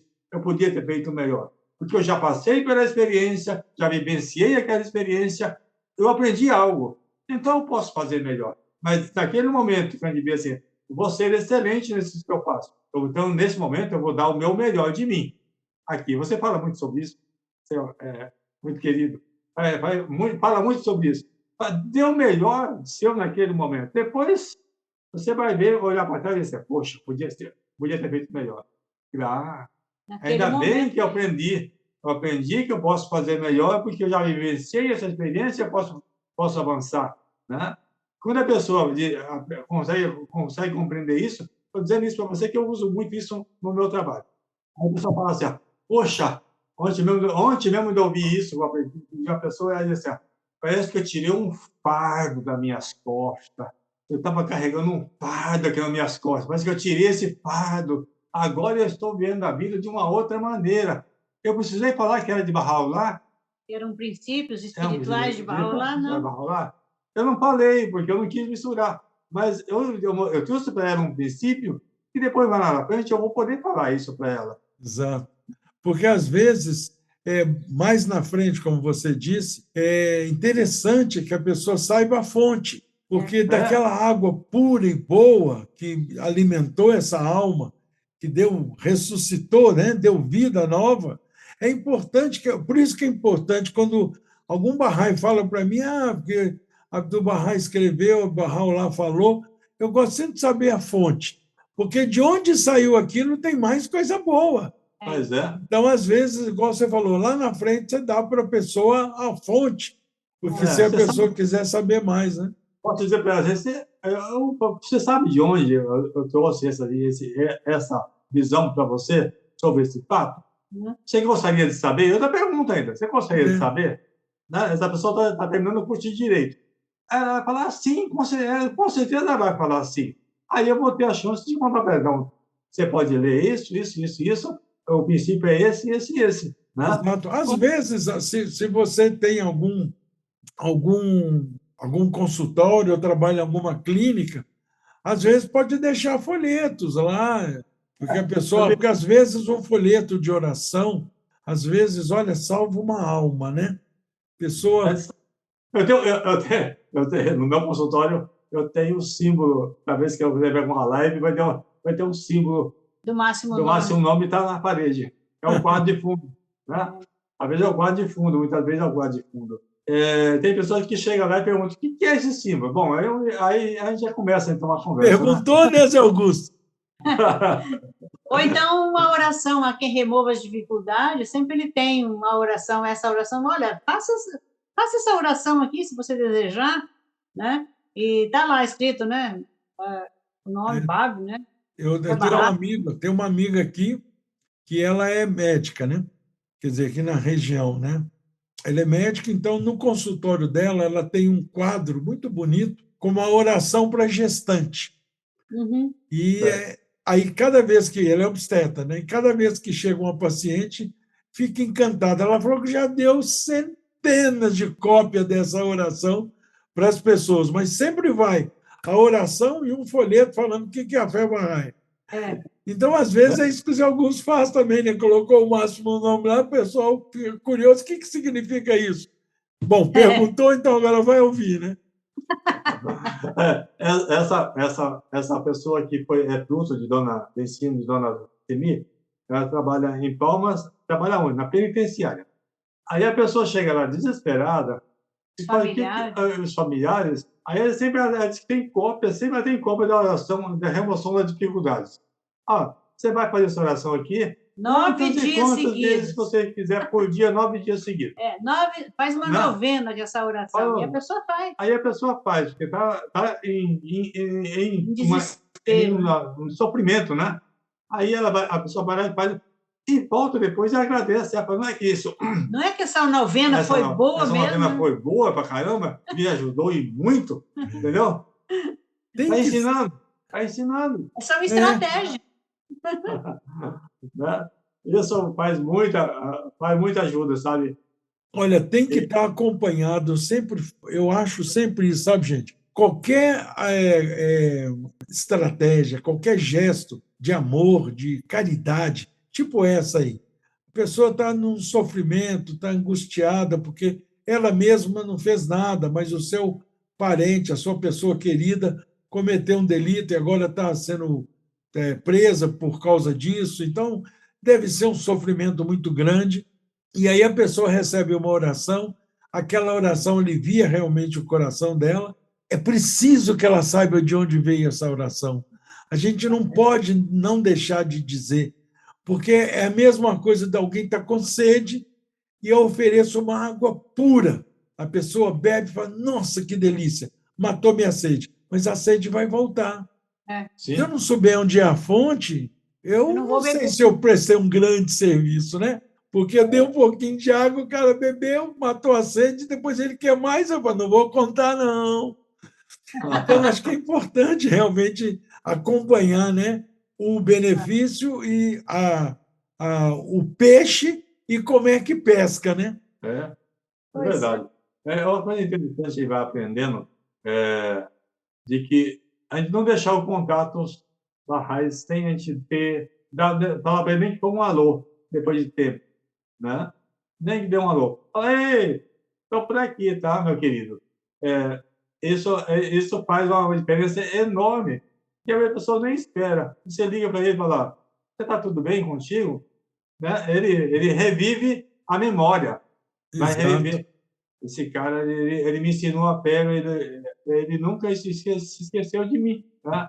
Não se esquece. A gente faz orações, né, para aquelas pessoas. Isso é muito importante, lembrar de que essa pessoa vai levar com ela essa semente o resto da vida.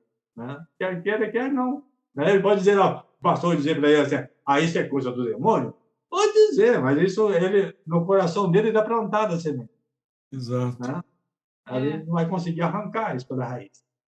Então, e nós estamos nesse plano de 9 anos, né? Início do plano de 9 anos, nós sabemos que tem muito trabalho de vizinhança, então estamos com essa intenção de voltar para o Paraná e implantar nossa residência em alguma vizinhança, mas lá, enquanto a gente estiver lá, nós estamos trabalhando lá em Campina Grande, na região, nessa área rural, que tem grupo a gente já teve grupo de pré-jovem grande, depois entrou a pandemia, aí desfez, mas agora a gente continua fazendo visitas para as pessoas, para retomar, né, o grupo, que agora não são mais pré-jovens, são jovens. E nós estamos trabalhando. Eu sirvo no CCI, né, que é o Corpo Consultivo do Instituto, também sirvo como instrutor visitante, sempre que precisa ir para alguma determinada área de ensino, onde tem pioneiro, passar 15, 20 dias, eu tenho viajado para lá como instrutor visitante, e a gente continua fazendo essa atividade, Augusto, às vezes, não pode ir comigo, porque ele tinha trabalho fixo, agora o trabalho dele, onde ele estiver, ele trabalha, online, né? Mas ele sempre me deu muito apoio, ficava 20 dias fora e ele ficava em casa sozinho, cozinhando, mas era a forma dele contribuir e me permitir que eu ensinasse. Sem dúvida.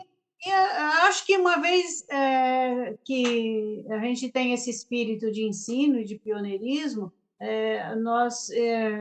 acho que isso não sai mais não da nossa, isso não nos deixa mais acomodado. Quando eu fico muito em casa e não tenho uma atividade, alguma coisa para fazer, eu já começo a ficar inquieta, né? Então, o ensino realmente, a necessidade de falar sobre a fé, a necessidade de conversar. Eu me lembrei que esse dia eu estava num Uber, saindo da sede Bahá'í de Salvador para ir para a rodoviária. Eu tinha ido de ônibus, 24 horas de ônibus, que eu tinha que voltar de Salvador para Campina Grande. Quando o Uber entrou na sede Bahá'í de Salvador, que você deve conhecer, ele falou, nossa, que lugar gostoso, que energia boa que tem aqui, eu gostei daqui, o que significa, o que é isso aqui? Eu comecei a contar para ele, explicar, e é num bairro que os Ubers até têm medo de ir, mas quando entra na sede, né, no espaço da sede, gosta Parece muito. Que é outro mundo, né? Mundo, Aí eu fui, durante o percurso, acho que deu... Salvador é um trânsito danado, acho que deu uns 40 minutos ou mais até chegar na rodoviária. Ele foi perguntando e eu fui falando da fé, dei um folheto, dei o endereço do site para ele pesquisar, e ele ficou tão empolgado porque ele nunca tinha ouvido falar. Você me lembrou isso, né? Uma pessoa que nunca tinha ouvido falar, e que eu falei agora do ensino para jovem, da questão da educação, né? Porque o Instituto trabalha com foco em educação espiritual né, de criança para jovem. Ele ficou muito empolgado e falou, vou pesquisar, pode ter certeza que eu vou pesquisar nesse site, guardou no bolso, assim, e vou pesquisar e depois eu entro em contato, né? Eu falei que tinha uma comunidade grande, inclusive lá tem 2 assembleias locais, que é uma São Cristóvão e outra, né, Salvador. Então, ele ficou muito empolgado, e isso são oportunidades que a gente não pode perder. Exatamente. E, nesse momento, você foi pioneira para esse cara. Exato. Então, pode dizer que você também foi pioneira em Salvador. Então, essa ideia de a gente é pioneiro em todos os momentos, que você falou, todo momento que a gente tiver uma oportunidade de falar da fé, a gente está sendo pioneiro. A gente é o primeiro a falar a fé para a pessoa, a gente é um pioneiro para ela. Né? Sempre trazer isso com clareza para ela, né? Passar o endereço, já pode pesquisar, uma fonte segura, né? Isso é muito importante. Exato. Agora, uma coisa que vocês falaram... desculpa. Esse plano de 9 anos tem muito trabalho e chance para todo mundo. Sem dúvida. Mas uma coisa que vocês falaram, por exemplo, nesse estabelecimento de estudo dos livros do Instituto Ruhi, uma coisa que diferencia muito de 40 anos atrás, 50 anos atrás, era que o pioneiro, naquele período, quando eu me tornei Bahá'í, quando eu conheci a fé Bahá'í, em 1972, outro dia, né? O pioneiro fazia tudo. O pioneiro era o esteio da comunidade, aí depois que elegia uma assembleia local, aí passava um pouco dessa responsabilidade do pioneiro para a instituição, mas sempre o pioneiro era o pioneiro e tal. O pioneiro saía da localidade, coisa às vezes até morria, parava as atividades e tal, porque ele era o centro, tudo era na casa dele, tudo era com ele, etc. Hoje não. Hoje, esse estudo do Instituto, dos livros do Instituto Ruhi, qual é o propósito fundamental? O propósito fundamental é capacitar para o serviço. Então, quando vocês saírem de Campina Grande para ir para uma localidade aí no noroeste do Paraná, para ser pioneiros outra vez em outra localidade, deveria ter um jovem lá que desse prosseguimento às reuniões de jovem, um pré-jovem que pudesse tocar uma coordenação de segmento para continuar o estudo do livro 1, do livro 2, do livro 3, do livro 7, né? E capacitar mais pessoas para continuar fazendo o estudo. Quer dizer, então, hoje a comunidade, quer dizer, as atividades que o pioneiro realiza, ele está dando poder, ele está dando capacidade para aquelas pessoas que conhecem a fé poder dar prosseguimento às atividades, diferentemente de 50 anos atrás. Então, mas tudo aquilo foi importante para que a gente, como o Zé Augusto falou, para que a gente aprendesse e fizesse cada vez melhor, né? Mas nós estamos aqui ouvindo essas histórias maravilhosas, que eu estou encantado. Muita coisa que eu não sabia, eu estou aprendendo e estou descobrindo com vocês. Mas tem pessoas como nós que estão nos ouvindo, que estão nos vendo, falam, puxa vida, mas eu estou aqui me coçando na cadeira, com vontade de aquela formiguinha, né? No meu coração, para querer sair de pioneiro. Qual o conselho que vocês dariam para essa pessoa que está assim, querendo ter mais coragem, aumentar a fé dela, para ela falar, eu quero me oferecer para uma meta de pioneiro, no Brasil ou fora do Brasil? Nós conversamos recentemente com um casal que está indo para Portugal e que vocês conhecem, que é o Pedro e a Carol, que moram em Brasília, em São Sebastião, né? Então, eles estão indo para Portugal. Então, tem muitos de amigos que estão nos vendo, e lembrando que nós já temos mais de 13 mil visualizações nesse Uma Graça de podcast. Nós temos quase 300 pessoas inscritas, né, nesse canal. E esperamos que mais pessoas se inscrevam para que essa atividade cresça, né? Então, qual o conselho que vocês dariam para esses amigos que estão nessa dúvida, ou então querendo um empurrãozinho, como diz Augusto? Na minha visão, agora, né, com mais maturidade, que, a princípio, quando a gente quer sair e fica preocupado em medo de mudança, porque toda mudança é sofrimento, é arrancar suas raízes e levar para outro lugar. E medo do que pode acontecer e ficar preocupado com detalhes, será que eu vou ter um emprego, será que eu vou ganhar dinheiro, será que eu vou sobreviver, será que eu vou me acostumar naquele lugar?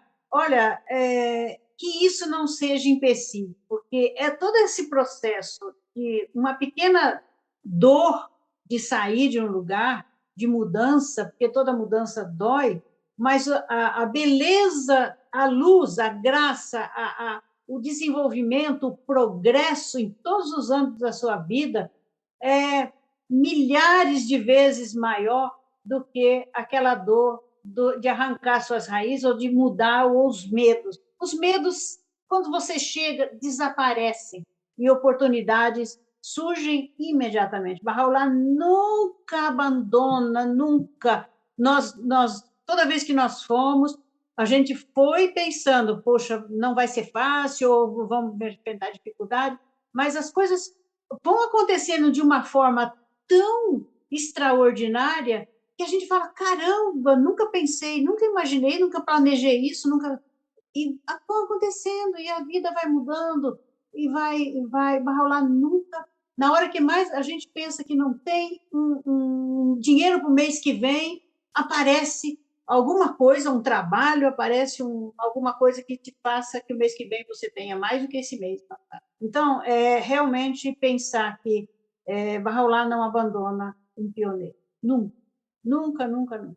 Sem dúvida. Eu digo assim, que quem quiser sair de pioneiro, nunca espere para ser perfeito, para depois sair. Nunca espere aprender tudo da fé para depois sair.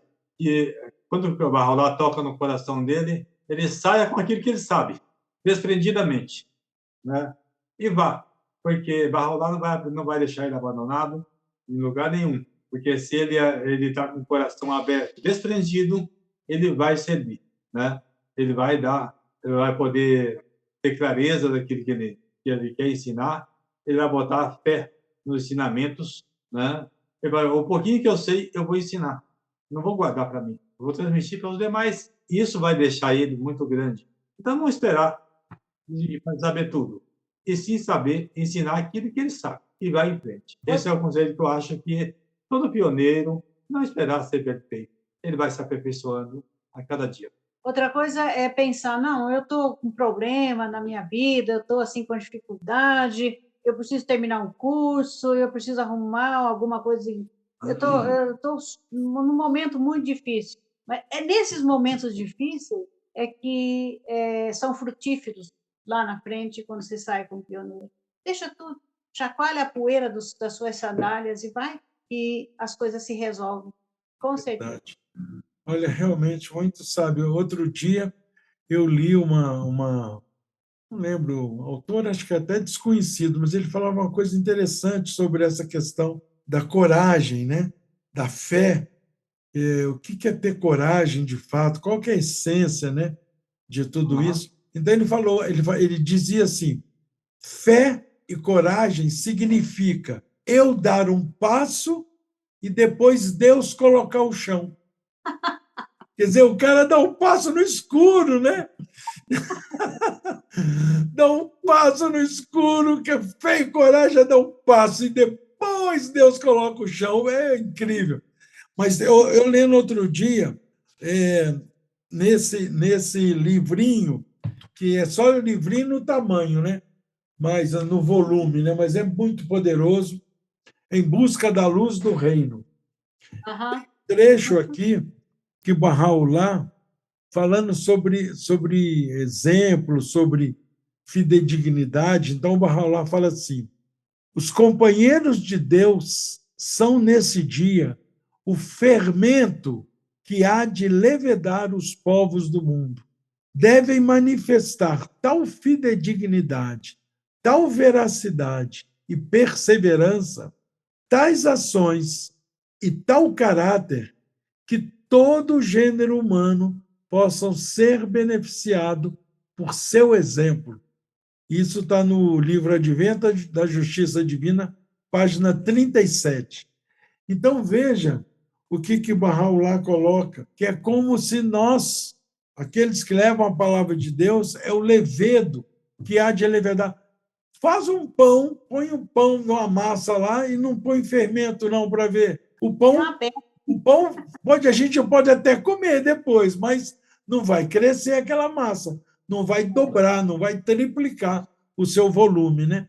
Porque o fermento é tudo. Então, o pioneiro é o fermento que leveda os povos do mundo, segundo Bahá'u'lláh. E a gente tem que levar isso principalmente através do exemplo. Eu tenho certeza que a família de vocês, principalmente a querida irmã do Zé Augusto, que continua evangélica e continua achando que Zé Augusto é o seguidor do capeta, ela, através do exemplo de vocês, um dia ela há de reconhecer, se Deus quiser, Bahá'u'lláh. E se não reconhecer nesse mundo, vai reconhecer no outro. Próximo. Não tem jeito, né? É muito querida, a gente gosta muito dela. Não, sim, eu também tenho amigas queridíssimas que acham que eu sou seguidor do capeta também. Então, mas assim, mas eles podem até achar, mas que eu sou muito feliz, então eles devem ficar em dúvida, né? Mas então, gente, olha, nós podemos ficar aqui o dia inteiro conversando, porque com falta de assunto não temos. Por isso que eu fico feliz quando a gente morrer, vai ter conversa para caramba. Vai.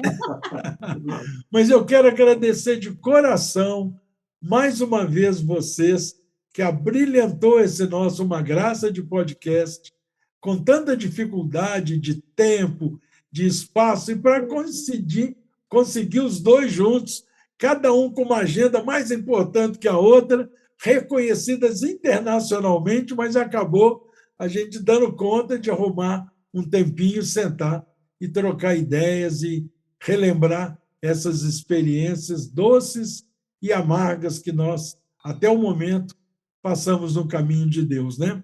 Agradecer aos nossos espectadores, lembrando de dar o joinha, de compartilhar, se inscrever no canal, ajudar esse programa de ensino para que a gente possa convidar mais e mais casais e indivíduos, né? Tanto homens quanto mulheres, para compartilhar das suas experiências conosco. Nós temos uma vida muito insignificante que não merece ser registrada em livro nenhum, mas nós temos o privilégio de ter passado nesse caminho de Deus por algumas experiências que vale a pena compartilhar com amigos, né?